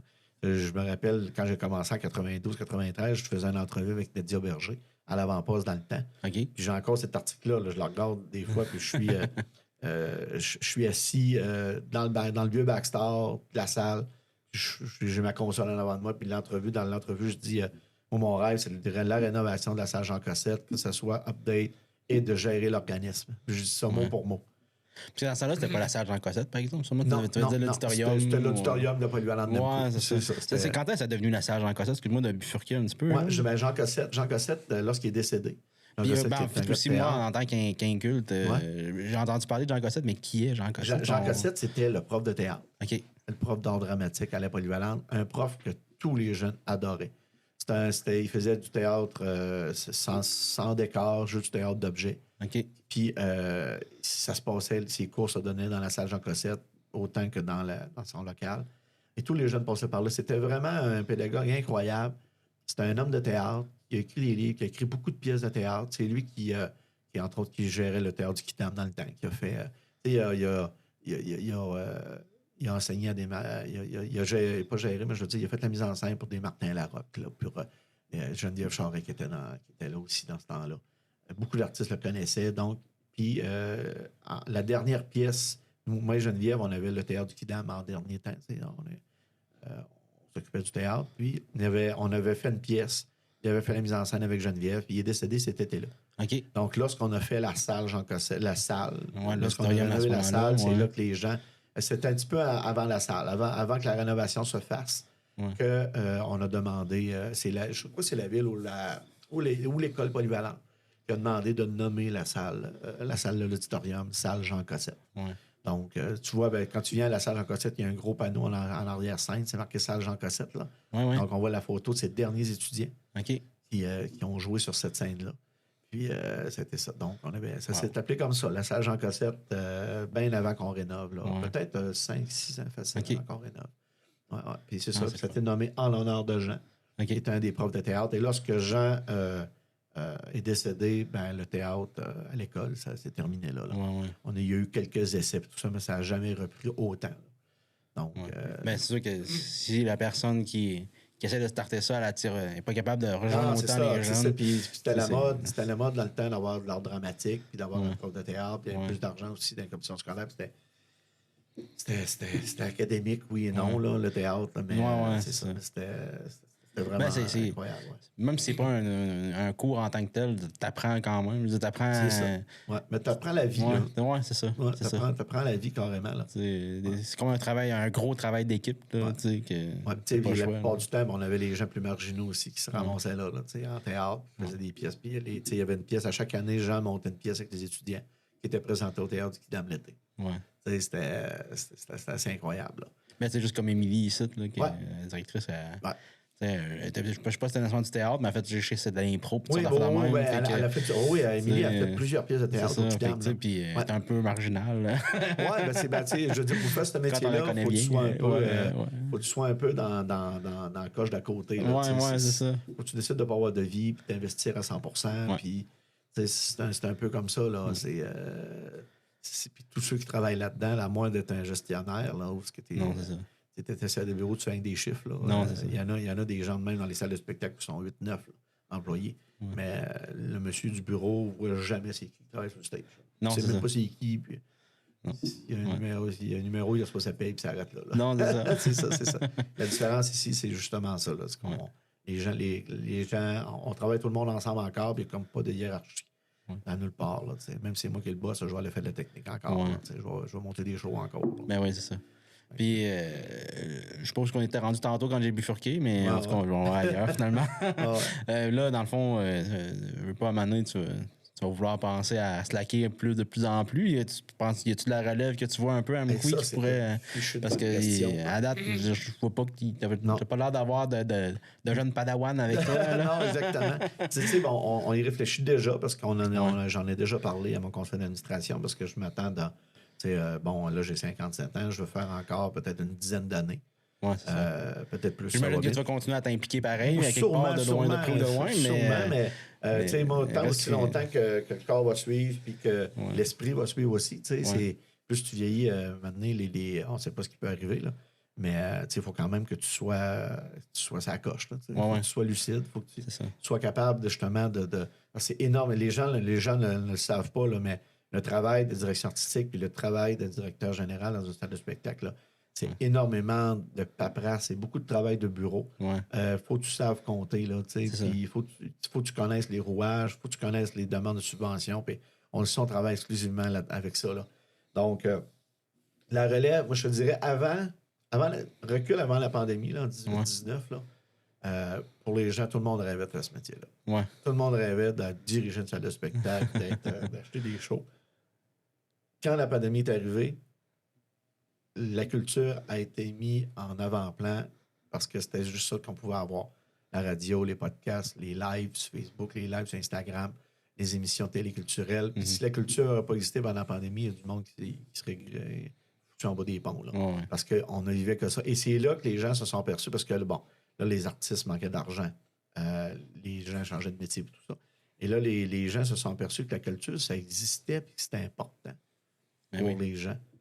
Et ils se sont aperçus aussi que c'était vraiment difficile de travailler là-dedans. C'était pas évident. Non, c'est ça. Que c'était du travail, que c'était pas... Tu sais, moi, pendant longtemps, les gens me disaient « Ah ouais, tu fais des shows, mais là, t'as-tu une vraie job au travers là, Une vraie job, c'est quoi une vraie job? Une vraie job, c'est quoi? C'est d'arriver au bureau à 8 h du matin, sortir à 4 h, puis d'avoir tes fins de semaine, puis 2 semaines de congé par année, puis... c'est ça une vraie job, mais je sais pas. C'est qui a décidé que c'était ça une vraie job? Moi, je dis tout le temps ça.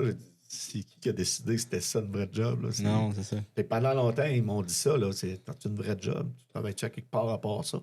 Tu t'amuses. Les gens disaient, mais tu t'amuses, c'est le fun de faire des choses. Mais toi, dans ta job présentement, là, ça représente combien d'heures semaine, tu penses? Écoute, ça dépend comment tu es. Mettons une bonne semaine en saison. Une semaine normale, là, mettons, si on a deux shows dans la semaine, c'est environ 40 à 50 heures. Ça, c'est un minimum. Tu es capable de te faire un horaire qui a du sens. Habituellement, on devrait toujours travailler. J'aimerais ça réussir à faire des semaines de 35 heures. Ouais. Mais une journée du show, je prends la journée de la semaine passée, entre autres, là, quand on a fait Pelge, moi, je rentre. Tu sais, la paperasse doit se faire. Je dois le faire. Tu sais, ça veut dire je rentre à 8h, 8h30 le matin. Ouais. Puis je suis parti de la salle à 11h. Ouais, ça, c'est quand ça va bien. Quand ça va bien, c'est ça. Là, des fois, dans la journée, moi, on ne sait jamais comment ça s'enligne notre journée. Moi, je peux rentrer le matin parce que j'ai énormément de paperasse. Soit c'est la fermeture du mois, ça, c'est une réédition de compte. Soit j'ai des réunions de programmation. Soit je vais terminer un paquet de dossiers. Je vais retourner des courriels, en tout cas, des mythes.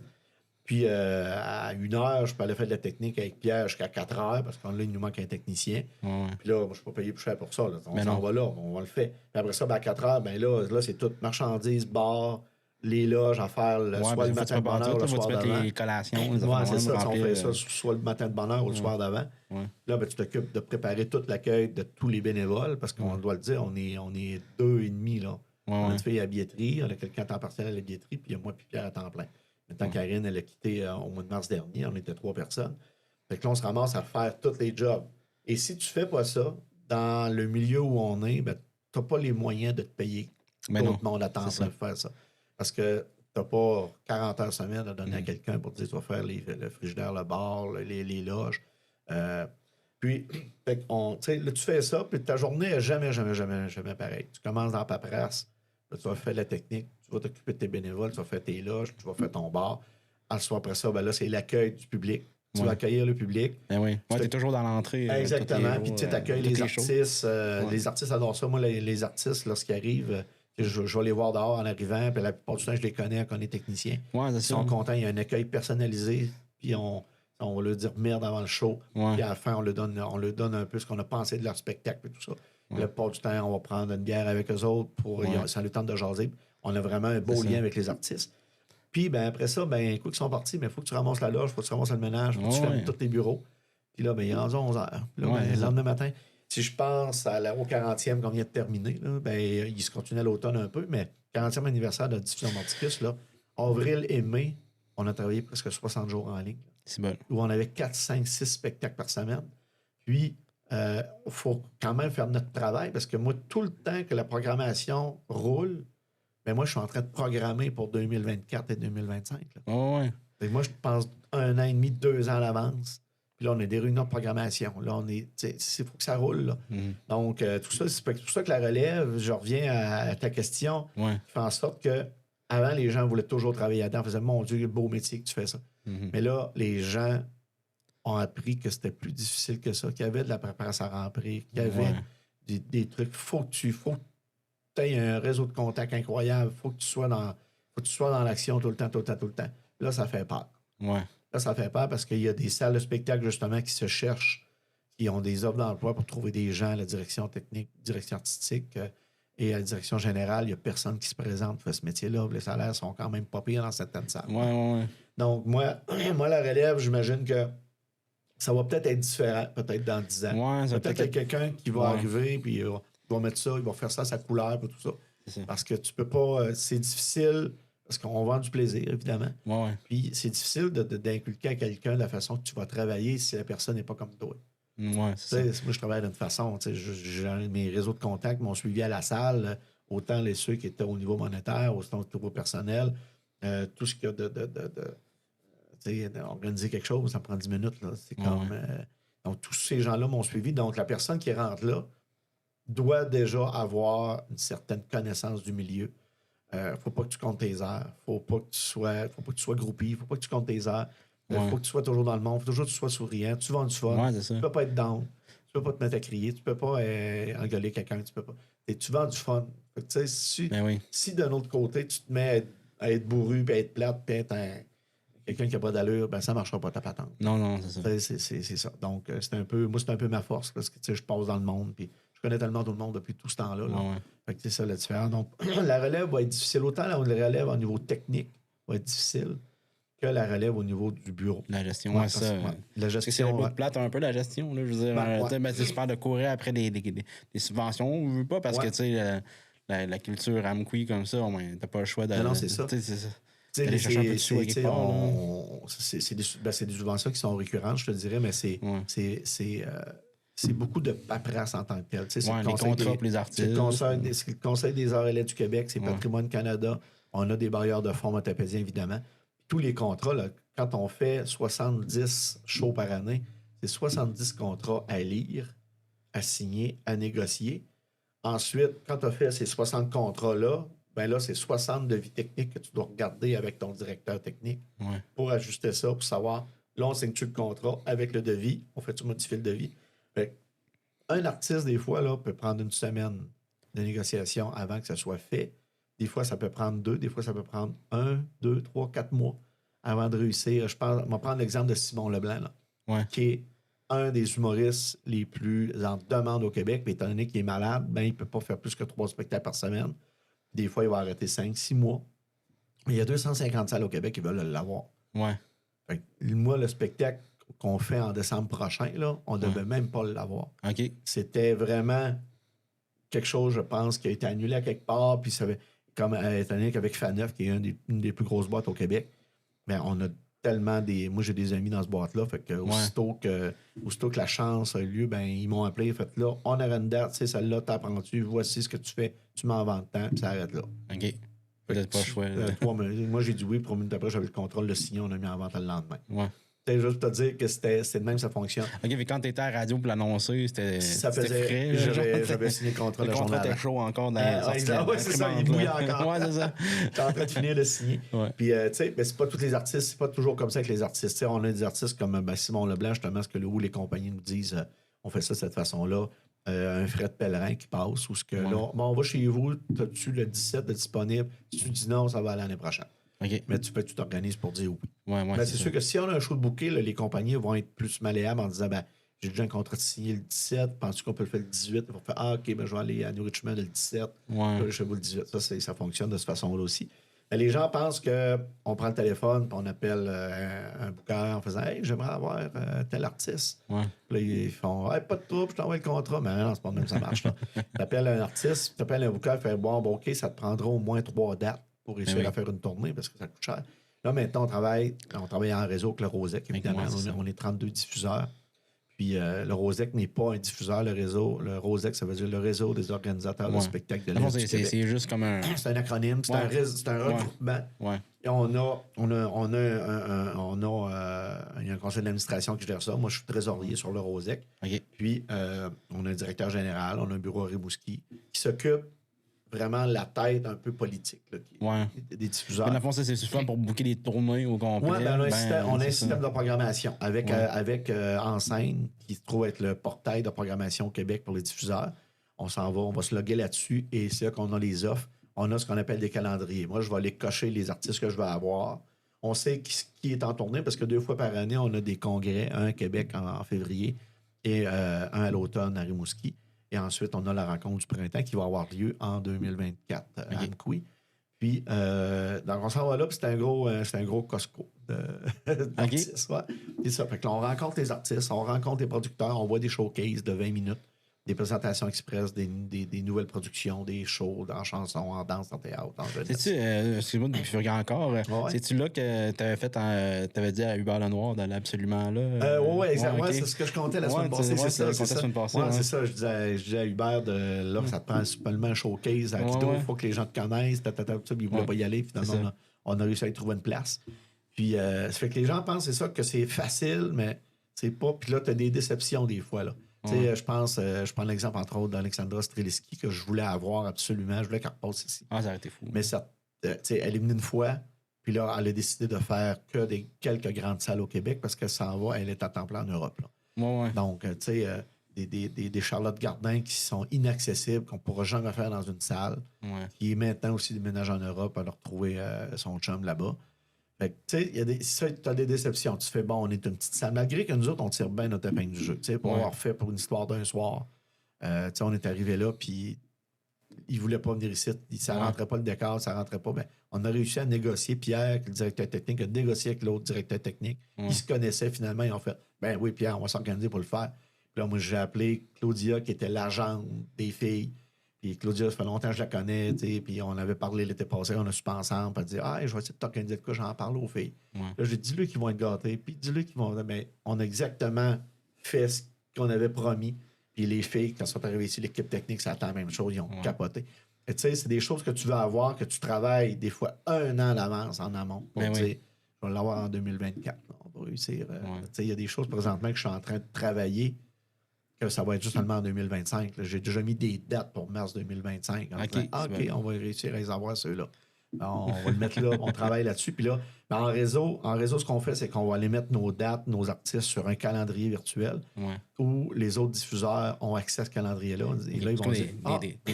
Des dates secrètes. Oui, c'est des dates secrètes parce que tu sais que, mettons, tu pas Patrice Michaud, là, tu peux dire, moi, Patrice, je viens de savoir qu'il sort un nouveau spectacle, j'y ai parlé, il est en train d'écrire un album, puis en 2025, il sort un spectacle qui va être en février.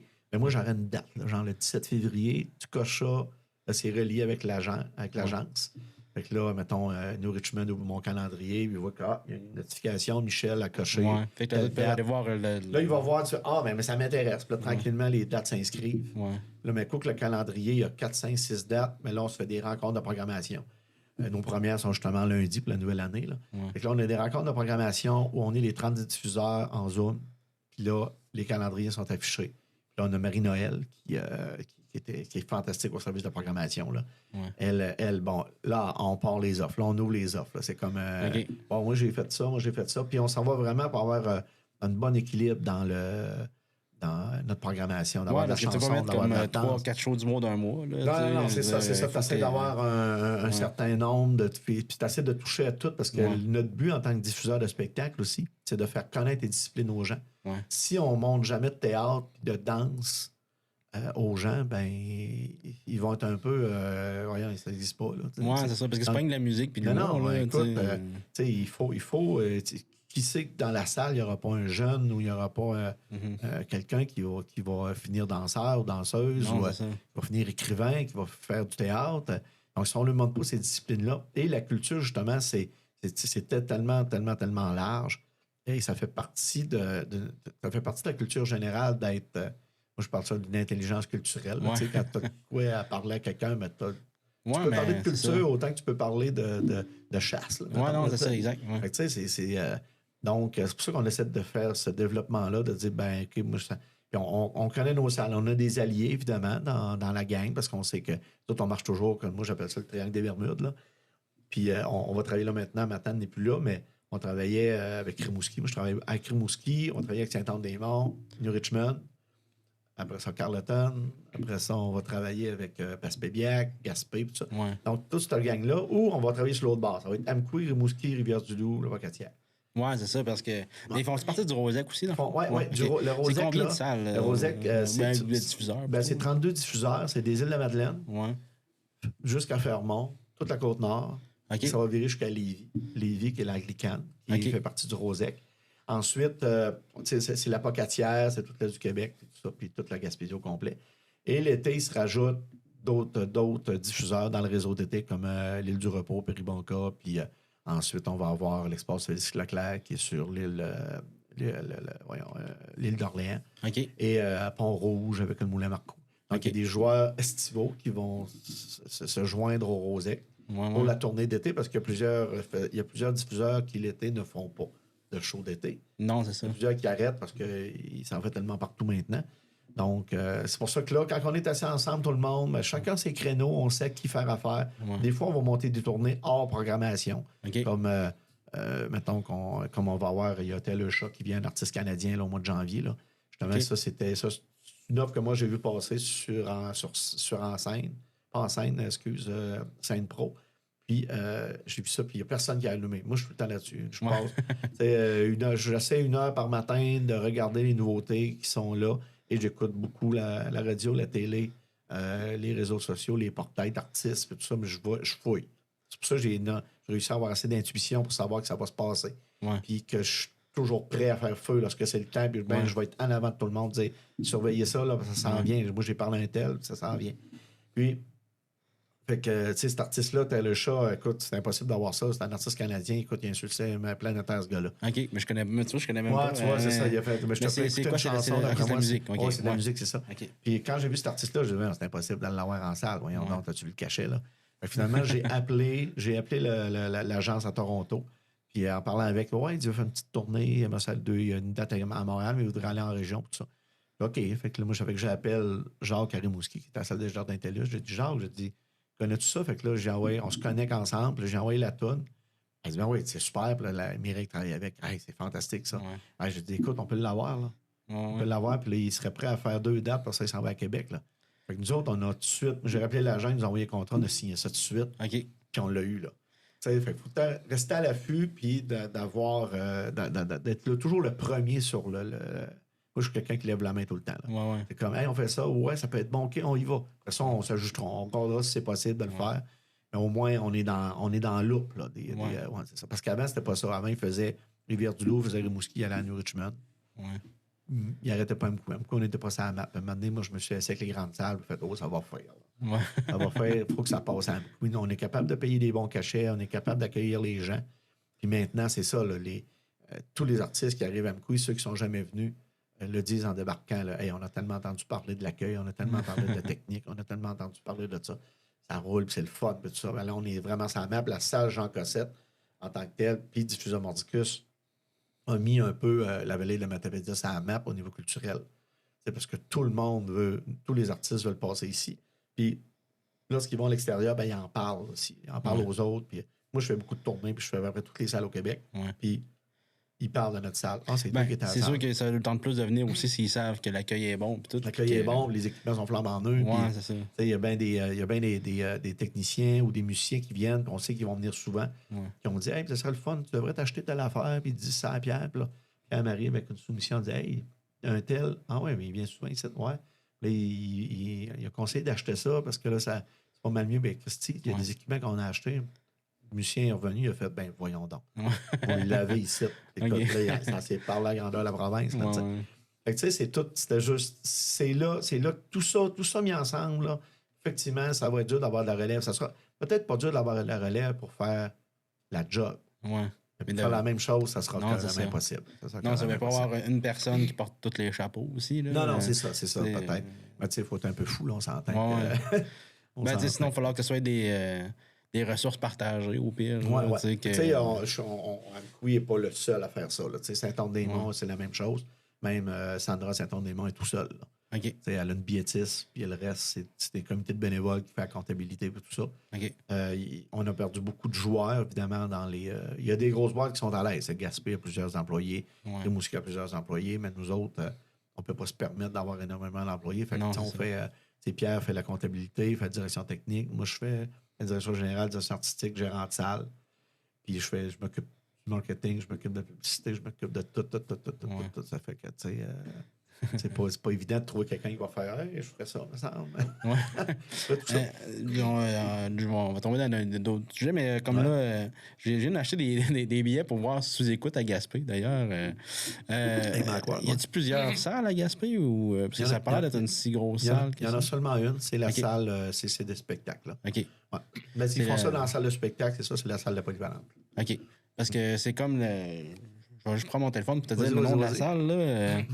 C'est vraiment sur le bord de l'eau, là. Je vais aller voir dans mes billets. Ça va bien long. Bon.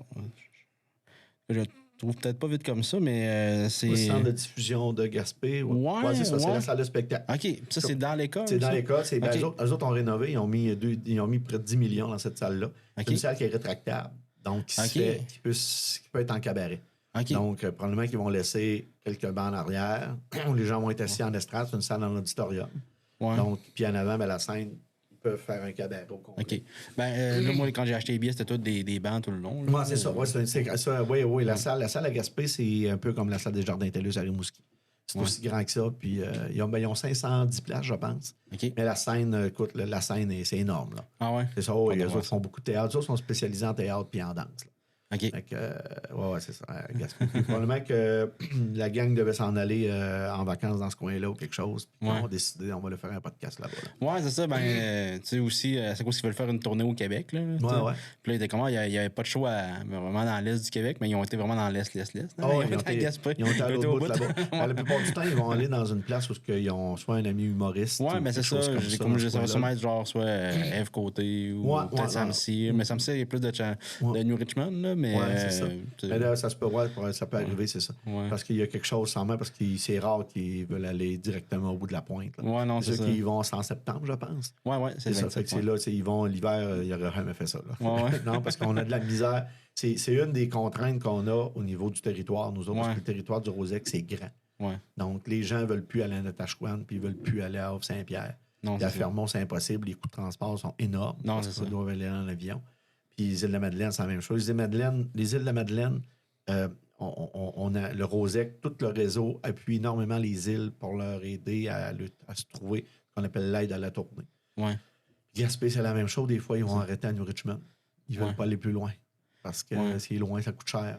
Ouais, parce que tu sais, passer New Richmond, après ça commence à être loin d'une place à l'autre. C'est ça. Puis d'après moi, là-bas, eux autres, ils vont prendre l'avion à Saint-Hubert puis ils vont débarquer à Gaspé. Ouais, c'est ça. Ça va arrêter là. Ouais, parce que tu sais, entre New Richmond et Gaspé, il y a pas.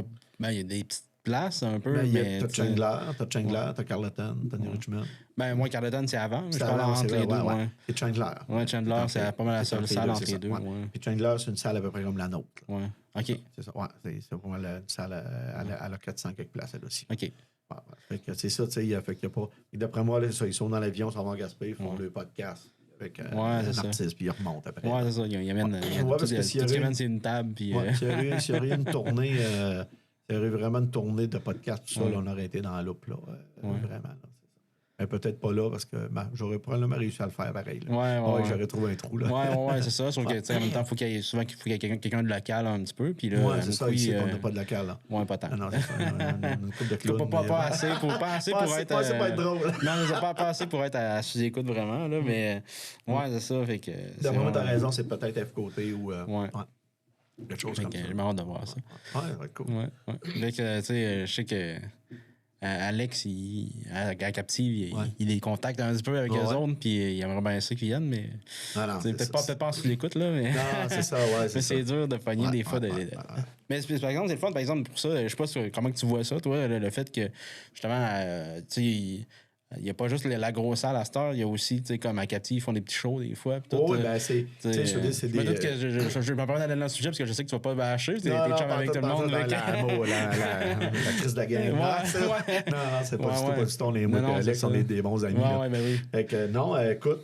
C'est des lieux alternatifs. C'est des diffuseurs alternatifs qui, des fois, on va avoir des humoristes ou des chanteurs ou des groupes qui vont passer là, où que moi, je vais aller les voir parce que je peux pas les faire à la salle. Non, c'est ça. Parce que, écoute, tu sais, puis une microbrasserie, des fois, il y a certains shows d'humour ou de... Genre, tu sais, c'est le bon show à la bonne place.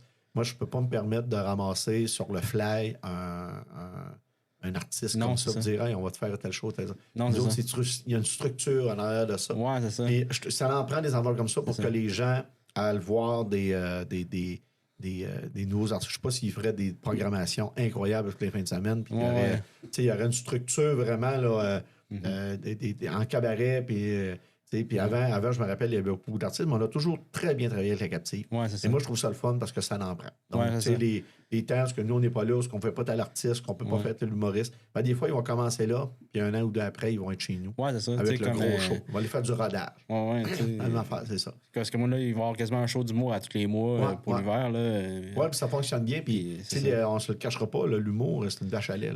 Puis ça reste que les bars et les microbrasseries, eux autres, ils font des shows pour vendre de la bière. Ouais, c'est ça. Tu sais, il n'y a pas de, de développement artistique. Puis souvent, c'est du monde un peu DIY, là, tu sais, qui vont là, tu sais, ils font comme, je vais passer à Mkoui, puis tout ce qu'ils font, c'est comme, OK, oui, la salle est disponible ce soir-là, puis vends tes billets, puis viens. Tu sais, puis c'est comme, OK, ça me coûte comment? C'est comme, ça coûte rien. C'est correct, rien, parce que les autres, c'est la bière qui est payante. C'est ça, tu prendras la porte. C'est ça, tu prends la porte, puis c'est tout. Tu peux pas faire ça. Non, je peux pas faire ça de même. Ça marche pas comme ça. Nous autres, il y a une structure beaucoup plus grande. C'est ça. Puis, tu sais, je me rappelle, entre autres, on a dû intervenir à quelques fois parce que il y a certains artistes qui ne connaissent pas un peu. Nous autres, on appelle ça l'écologie de la diffusion. Là. Parce que si tout le monde se vampirise, maintenant, c'est qu'il va y avoir 10 personnes à chaque place puis tout le monde va mourir. Non, c'est ça. Fait que tu peux pas avoir des fois toutes les fins de semaine, tout le temps. Là, et il y a certains artistes aussi qu'on avertissait. Écoute, si tu vas à Captive, je peux pas reprendre ton show au printemps. Là. Non, tu viens de venir. C'est ça. Tu vas faire 100 personnes pareil à la salle. C'est ça. Tu vas faire 100 personnes à la Captive. Fait que là, on leur disait, qu'est-ce que tu fais là? Puis les autres, quand ils voyaient la Captive, ils appelaient tout de suite, hey, on était à Mkoui vendredi, penses-tu qu'on peut faire un show chez vous le samedi? Mais c'est parce que je répondais à la microbrasserie l'autre bord de la traque. Non, c'est ça. En face de la salle. Ah ouais, c'est plus proche que ça. Ouais, c'était pas dans une autre ville. Là. Non. Là, tu pensais, il y a bien des agents ou des artistes qui pensaient qu'on était 300 000 dans la ville, puis c'était Longueuil, puis centre-ville de Montréal. Là. Non, c'est pas comme Québec-Lévis. Là. Non, c'est ça. On a dû intervenir auprès de certains agents où qui essayaient des fois de booker, d'avoir le meilleur cachet à certaines places. Ça, c'est arrivé à 2-3 reprises où on a dû mettre les gens en copie-coller dans nos courriels en disant arrête de jouer au clown. Là. Non, c'est ça. Parce que là, tu essaies d'avoir plus là-bas. C'est pas de la faute à la Captive parce que c'est les humoristes qui les approchent. C'est comme souvenir vient. Puis moi, je suis content du fait que c'est tellement difficile. En plus, ces gens-là n'ont pas d'aide pour faire ces spectacles-là. Moi, je parle de subventions et tout ça, mais sur un budget, mettons, d'1 million annuellement, c'est à peu près 10 de subvention. Le reste, à vendre des billets. C'est le bar, le vestiaire, les commandites personnelles, les commandites locales, nos bailleurs de fonds locaux, qui font en sorte qu'on va chercher plus d'argent. La location, des fois, des salles, les ventes de publicité sur nos panneaux d'ailes à l'extérieur. Les gens, on n'est pas... Sur un budget d'1 million, on n'a pas 900 000 de subvention. Non. Quand on va chercher 125 000, on est content. Puis une chance que la ville d'Amqui, c'est notre plus gros bailleur de fonds. Là. Notre partenaire officiel. Si la ville ne sera pas là, on n'aurait jamais passé au travers de l'amiante, on n'aurait jamais passé au travers de la pandémie. Ils ne nous ont jamais lâchés. Ils sont là encore, puis ils bonifient, c'est vraiment le fun, mais ils croient aussi, c'est la salle de spectacle. Donc, c'est pour ça, puis je suis content parce que si on vient à la Captive, qu'ils fassent des soirées où c'est plein, ou qu'ils peuvent aller chercher beaucoup d'argent pour rester ouverts, pour leur permettre de développer encore, pour leur permettre un jour peut-être d'être capable d'encanner de la bière.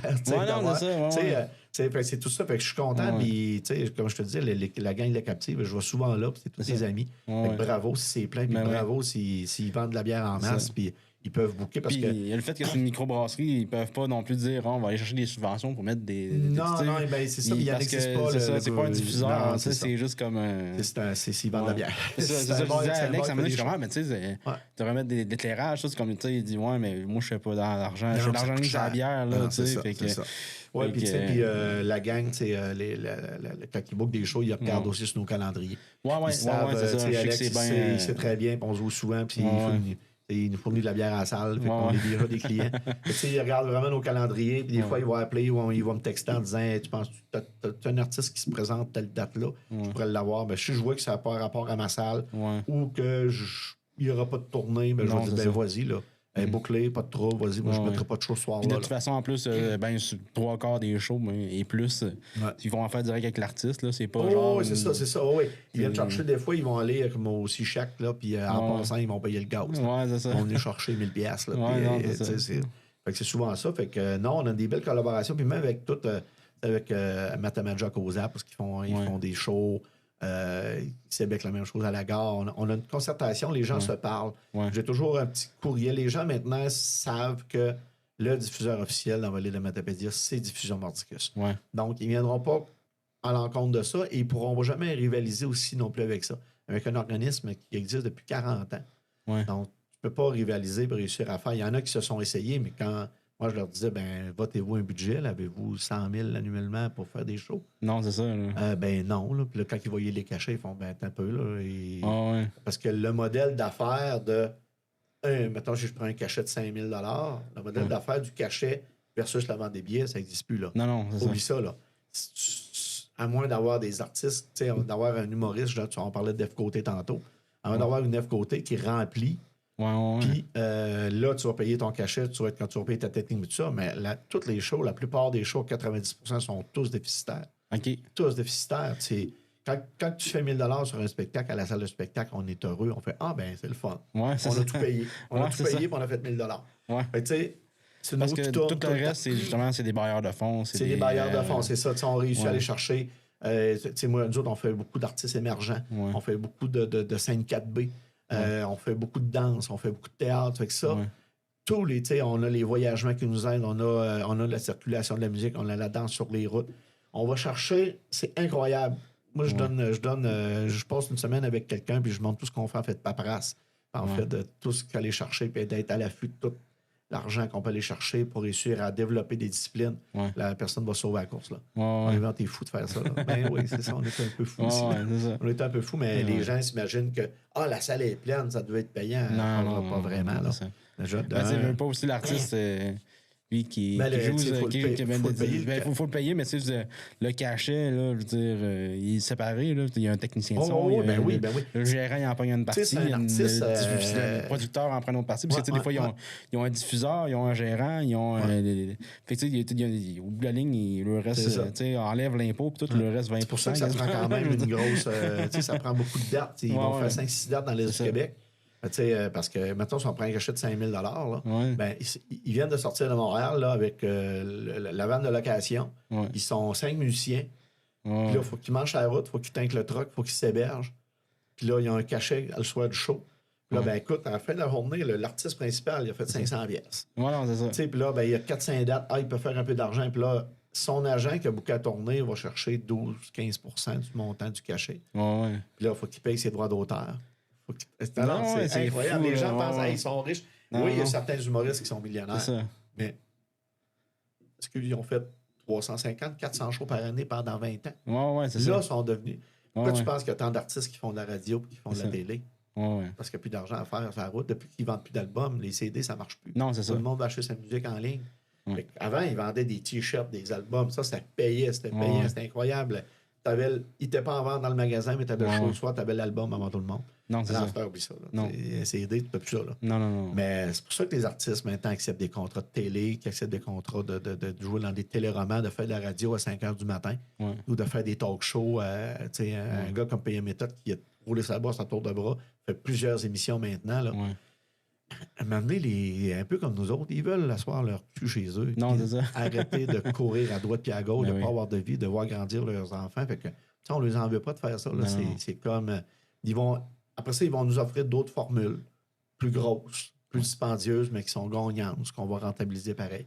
Fait que quand nous, on réussit à payer le cachet, à payer nos techniciens, puis à payer la bouffe qu'il y a dans l'âge, on est bien contents. Après ça, nos salaires, on a nos bailleurs de fonds qui sont là pour nous aider à virer. Puis tout ça. Donc, c'est un métier. C'est la culture. La culture, oui, pour certaines personnes, c'est une dépense, mais on a besoin qu'elle soit là. Ben oui. Fait que, c'est ça. En tout cas, je trouve que ça serait plate un milieu pas de culture. Là, parce que... Ça serait incroyable. En fait, ce qui arrive aussi, c'est que ce qui est un peu, disons, on va dire plate en guillemets, là, c'est que, tu sais, la culture profite c'est toujours un peu les mêmes personnes qui consomment la culture, mais la partie qui consomme pas, ils chialent que ça peut coûter de l'argent, mais c'est comme c'est là pour tout le monde. C'est là pour tout le monde. Profites-en, puis s'il n'y en aurait pas, la moitié qui consomme la culture, il serait peut-être pas dans le coin. Fait que là, tu baisses ta démographie, tu baisses. C'est ça. C'est comme. La personne qui vient mettons, qui vient acheter, je sais pas moi, des œufs chez vous, peu importe, là, je cherche un exemple.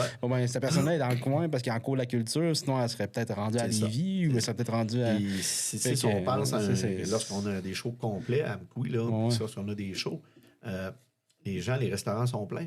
Oui, c'est ça. La Cative, c'est plein. L'Hôtel Gagnon, c'est plein. Les petits restos, c'est plein. Chez Jojo, c'est parce que tu vas dans un spectacle, tu vas dire, on va aller souper avant, on va faire garder les enfants. Les autres, ici à Mkoui, tu prends les billets, va revenir avec F Côté, là, qui donne un show à la salle Albert Rousseau à Québec. Le billet va être 60$, là, 70$. Fait que 2 billets de spectacle, plus ton restaurant, plus ton parking, tu viens de dépenser 250$. Ici, 250$, tu fais la saison complète. Tu as 2 billets pour 50$, puis tu peux avoir... les billets sont bas, tu vas manger au resto, tu n'as même pas besoin de payer. C'est vrai que les billets sont moins chers à Moukoui qui sont ailleurs. Et pourtant, billets sont entre 38 va et 45. Puis on a les mêmes artistes. Fait que, il y a des gens qui disent ouais, la culture, c'est pas rentable. Non, c'est parce que moi, j'ai des gens qui viennent de Matane, qui viennent de Rimouski, qui viennent de Montjoly, qui viennent des plateaux. Ils viennent de partout pour voir des shows à Moukoui. Quand ils viennent souper. Ils viennent souper. Il y en a qui viennent coucher. Il y en a.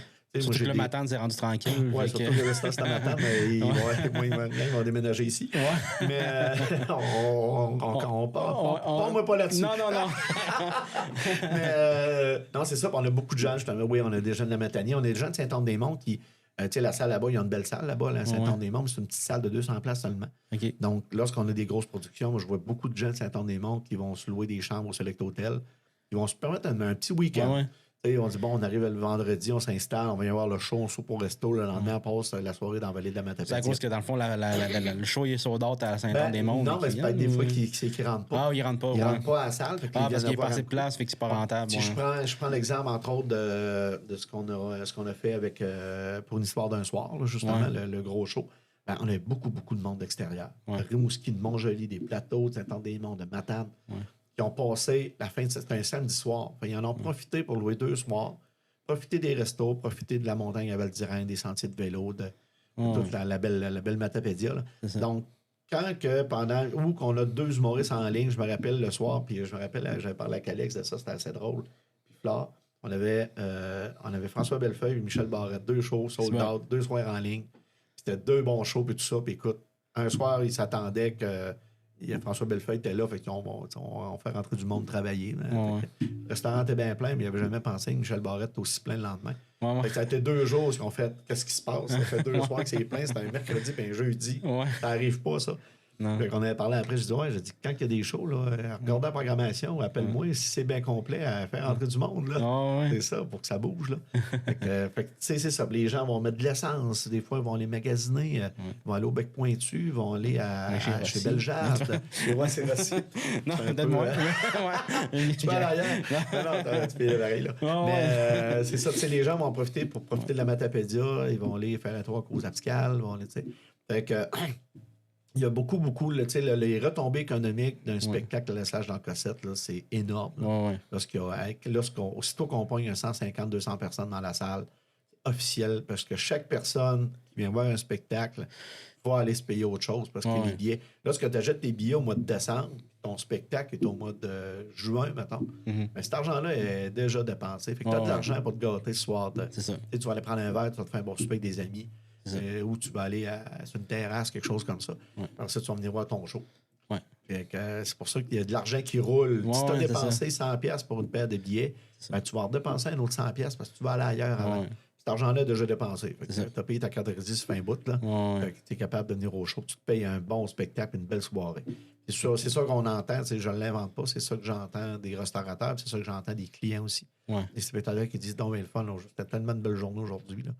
On a fait un show, puis c'est ça, c'est vraiment trippant. Fait que la culture est rentable pour la Matapédia. Écoute, on s'en vient vers la fin parce qu'il faudra aller chercher mon enfant à la garderie. À midi. Il y a midi? Oui, il y a midi moins 8. Ah, mon Dieu, c'est bon. Mais c'est correct, là, j'ai du lousse, je n'ai pas besoin d'être là à midi pile. Tu n'as pas laissé le char. Non, c'est ça. Il va le mettre dehors, sa galerie. Non, je veux juste savoir, t'as-tu, je sais que je t'avais parlé, que j'allais peut-être te demander, t'as-tu une anecdote? Je pense que t'as sûrement pas préparé 20 mais y a-tu de quoi en particulier à un moment donné que t'as vécu, que t'as fait comme, mon Dieu, j'en revivrai pas ça 2 fois, ou tu sais... Écoute. T'as pas besoin de me dropper nécessairement les artistes. J'ai pas... évidemment, je peux pas te donner il y a des artistes, évidemment, qu'on a vu où c'était des rockstars. C'était vraiment des rockstars. C'était sex, drug, rock and roll. On a vécu les belles années. Les belles années où les gens, c'était vraiment des rockers. Autant les gars, les filles, que les humoristes, et tout ça, où ça brassait, puis ça sortait, puis ça prenait un verre.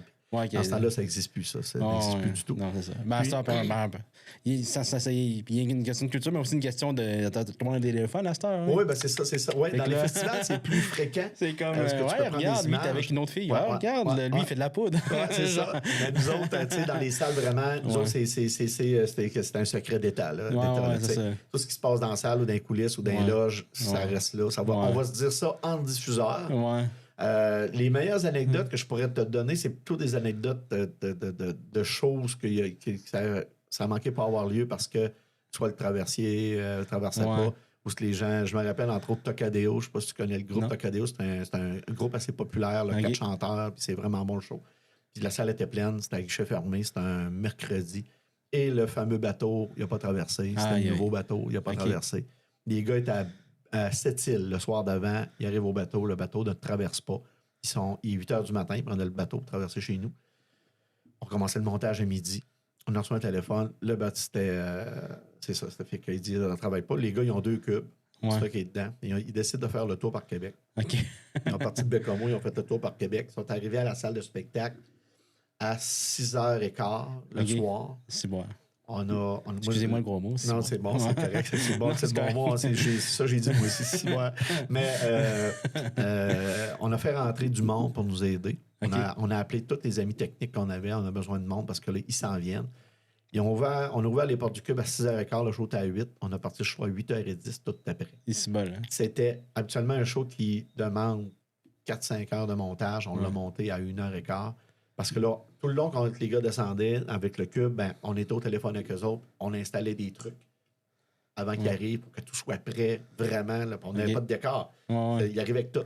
Puis il est arrivé la même chose avec Sylvain Cossette, où ce que tu es arrivé dans une tempête. Ils sont arrivés en retard, 2 heures en retard parce que les routes étaient fermées. Ils ont parti en congrès le soir, le show. Show le soir, écran d'elle, grosse production. Puis, écoute, ils sont arrivés à la dernière minute. Je cause comme ça, comme 6 heures, le show était à 8. On mangeait de la pizza sur le bord du stage à 8h-5 avant d'ouvrir les portes. Et ça, c'est pas mal les anecdotes. Puis les anecdotes, dans les anecdotes vraiment plus croustillantes, où oui, j'ai eu des artistes qui ont détruit des loges. Oui, j'ai eu des artistes qui ont détruit des loges. Oui, j'ai eu des artistes que c'est moi qui a dû sortir de la salle. Oui, c'est ça. Ça a été, c'est dans le temps que c'était plus rock'n'roll tout ça. Là, j'ai vu des artistes pas fins, des artistes vraiment se prendre pour d'autres. Maintenant, ça n'existe plus. On voyait beaucoup aussi au niveau technique des gens qui s'en venaient en région. Moi, je suis en région, moi, je viens de Montréal, là, puis je connais tout. Puis le salle, ça doit être de la merde. Puis là, ils arrivent ici, puis ils pognent un méchant en 2 minutes. Parce qu'ils font, OK, ils connaissent leurs affaires, les gars. Là. Mais c'est ça. Puis dans les vraiment, pour dire avoir eu du trouble avec des artistes ou quoi que ce soit, pas vraiment. Pas vraiment parce qu'on les 16 tout de suite en commençant. Et maintenant, ça n'arrive plus. Tu te recules de 15 ans, là. Je me rappelle, dans le temps, je te dirais au Québec, là, il y a encore Éric Lapointe qui brasse. Là. À part là, de ça, les autres artistes, non. Mais dans ce temps-là, je remonte longtemps dans le temps de Jerry Boulet, qu'on a fait du Saint-Jean-Baptiste. C'était Jerry qui jouait le soir-là à Saint-Jean-Mcoui. Puis ça, c'était des gros shows. Offenbach, Margeau, Corbeau.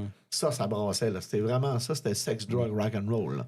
C'était pas que mode. Des Plumes La Traverse qui n'étaient pas du monde. Puis je me rappelle d'un show de Plumes La Traverse qui avait été fait par le Codec. Puis, il a l'air d'être pas du monde en général. Il était pas du monde en général. C'est pas une question d'être à la brosse ou d'être un méchant. C'est juste comme. Il y a juste l'air de.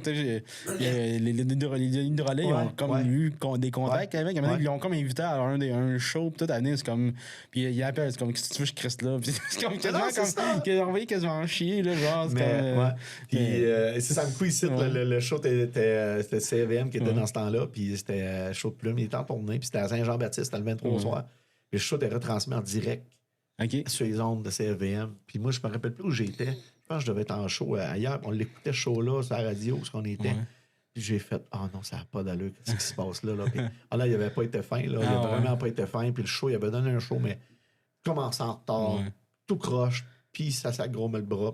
Mais c'est sûr, lui, il était allé à la radio. Fait que, il pouvait pas avoir dans ce temps-là, la radio était 100% locale en plus. Mais ça a été un artiste pas commode. Là. Je me rappelle des belles années dans le temps de Rock Belles Oreilles où ça passait ici. Là, où c'était le fun. Puis Cain aussi. Cain qui brassait énormément dans le temps. À cette heure, les gars, on est tous des chums à cette heure, puis ils viennent. On se remémore ces belles années-là où les gars, c'était C'était sex, drug, rock and roll. Ça a vraiment existé. Là. Moi, je peux témoigner de quoi parce que c'était pas à la salle, mais c'était après. Je sais qu'il y a mis le Blodo à captive après. Ça a l'air que ça mais j'ai pensé, moi, j'ai fait comme. OK, méchant party, ça. Ouais, puis, tu sais, il faut se dire aussi que les artistes, ça reste des êtres humains. C'est des êtres humains comme toi et moi. Ils ont fait une belle job, ils sont le fun, c'est euphorique, la patente, puis ils sont connus, ben là. Ils sortent comme d'autres mondes. Puis, tu sais, il y a des places comme le Sea Shack parce que ça brasse en tabarnouche. Je sais pas si t'as déjà été, là. Ben, jamais été, non, mais ça a l'air c'est l'histoire. C'est ça. Les artistes, il y a certains artistes qui veulent absolument aller là parce qu'ils peuvent faire le party. Puis, aussi drôle que ça peut se paraître, on parlait des réseaux sociaux tantôt, il n'y a rien qui se retrouve sur les réseaux. Non, c'est ça. Il n'y a rien. Les gens vont l'avoir en personnel envers eux. Mais tout le monde est assez conscient que je ne dirais pas scraper la vie de l'artiste ou la technique, quoi que ce soit, parce que j'ai vu ça. C'est sûr que si tu vois quelque chose qui n'est pas correct, OK. Mais encore là, la place, les réseaux, c'est pas la place pour ça. Non, c'est ça. Mais tu sais, je veux dire, c'est curieux qu'ils ne se retrouvent pas plus de choses que ça. Les gens voyaient un spectacle en faisant c'est ça. Mais c'est ça. Puis tu sais, c'est un peu notre mandat aussi. On le voit, des fois, j'ai pris un verre avec des artistes, moi aussi. Puis, mais les plus belles anecdotes, je peux te dire une belle anecdote, puis moi, j'en parle encore, puis on s'en parle encore, on s'est vu encore cet été. C'est avec Michel Rivard. Michel Rivard, il n'y a pas beaucoup d'artistes au Québec qui m'impressionnent encore tant que ça. Mais des Michel Rivard, des Richard Séguin, des Laurent Jalbert, tu rencontres ça comme s'ils te connaissent, ils t'appellent par ton nom, puis ils te connaissent depuis longtemps, puis tout ça. Puis Michel Rivard était venu à sa dernière tournée à la salle. Il est venu 5-6 fois à peu près à la salle. Moi, je savais que c'est un amateur de vin, il aime le vin rouge, il aime les bonnes bouteilles de vin, puis tout ça. Puis il demande toujours. Il ne donne pas de marque, mais il donne une bonne bouteille. Donc, j'avais acheté vraiment une bonne bouteille. Je l'avais commandée en ligne pour dire, Michel, tu vas avoir ta bouteille de vin, tu vas pouvoir... Il a fini son spectacle. Il était tout seul c'était un spectacle qui était intime. Il était tout seul avec sa guitare, avec son technicien. Après ça, moi, je suis en train de faire mon rapport de vente de la soirée. Le spectacle avait été plein à craquer. Il y a quelqu'un qui ne voulait pas de mon bureau, qui me tape sur l'épaule, puis il dit tu viendras. Je ne boirais pas ça tout seul, cette bouteille de vin-là. Il est venu me taper sur l'épaule. Il dit Michel, je ne boirais pas ça tout seul, cette bouteille-là.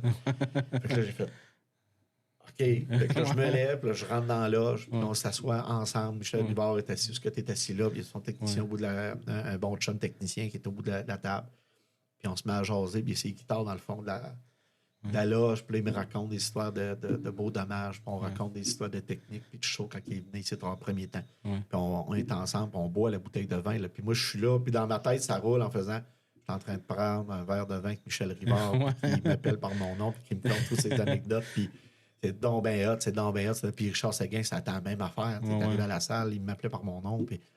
C'est des grands artistes, c'est les plus humains. Tandis qu'on va pogner des artistes qui viennent de commencer, puis comme, mon Dieu, je me prends pas de gang. Là. C'est ça. C'est ça. Fait que, les deux, c'est fun c'est des belles anecdotes. C'est un beau métier. On ne sait jamais à quoi s'attendre, mais s'il y a des gens ou des jeunes qui veulent s'en aller là-dedans, ou des gens qui veulent s'impliquer dans les spectacles, qui veulent s'impliquer dans la salle, venez nous voir. Si tu veux t'en aller là-dedans plus tard, là, c'est pas vrai que tu ne gagneras pas ta vie avec ça. Je le fais depuis 33 ans cette année. Fait que, on m'a rendu hommage grâce à ça. J'ai donné tout ce que je pouvais pour développer la culture dans la vallée de la Matapédia. Autant les artistes émergents, les artistes populaires. Donc, faites ça dans la vie, là, vous allez triper. Là.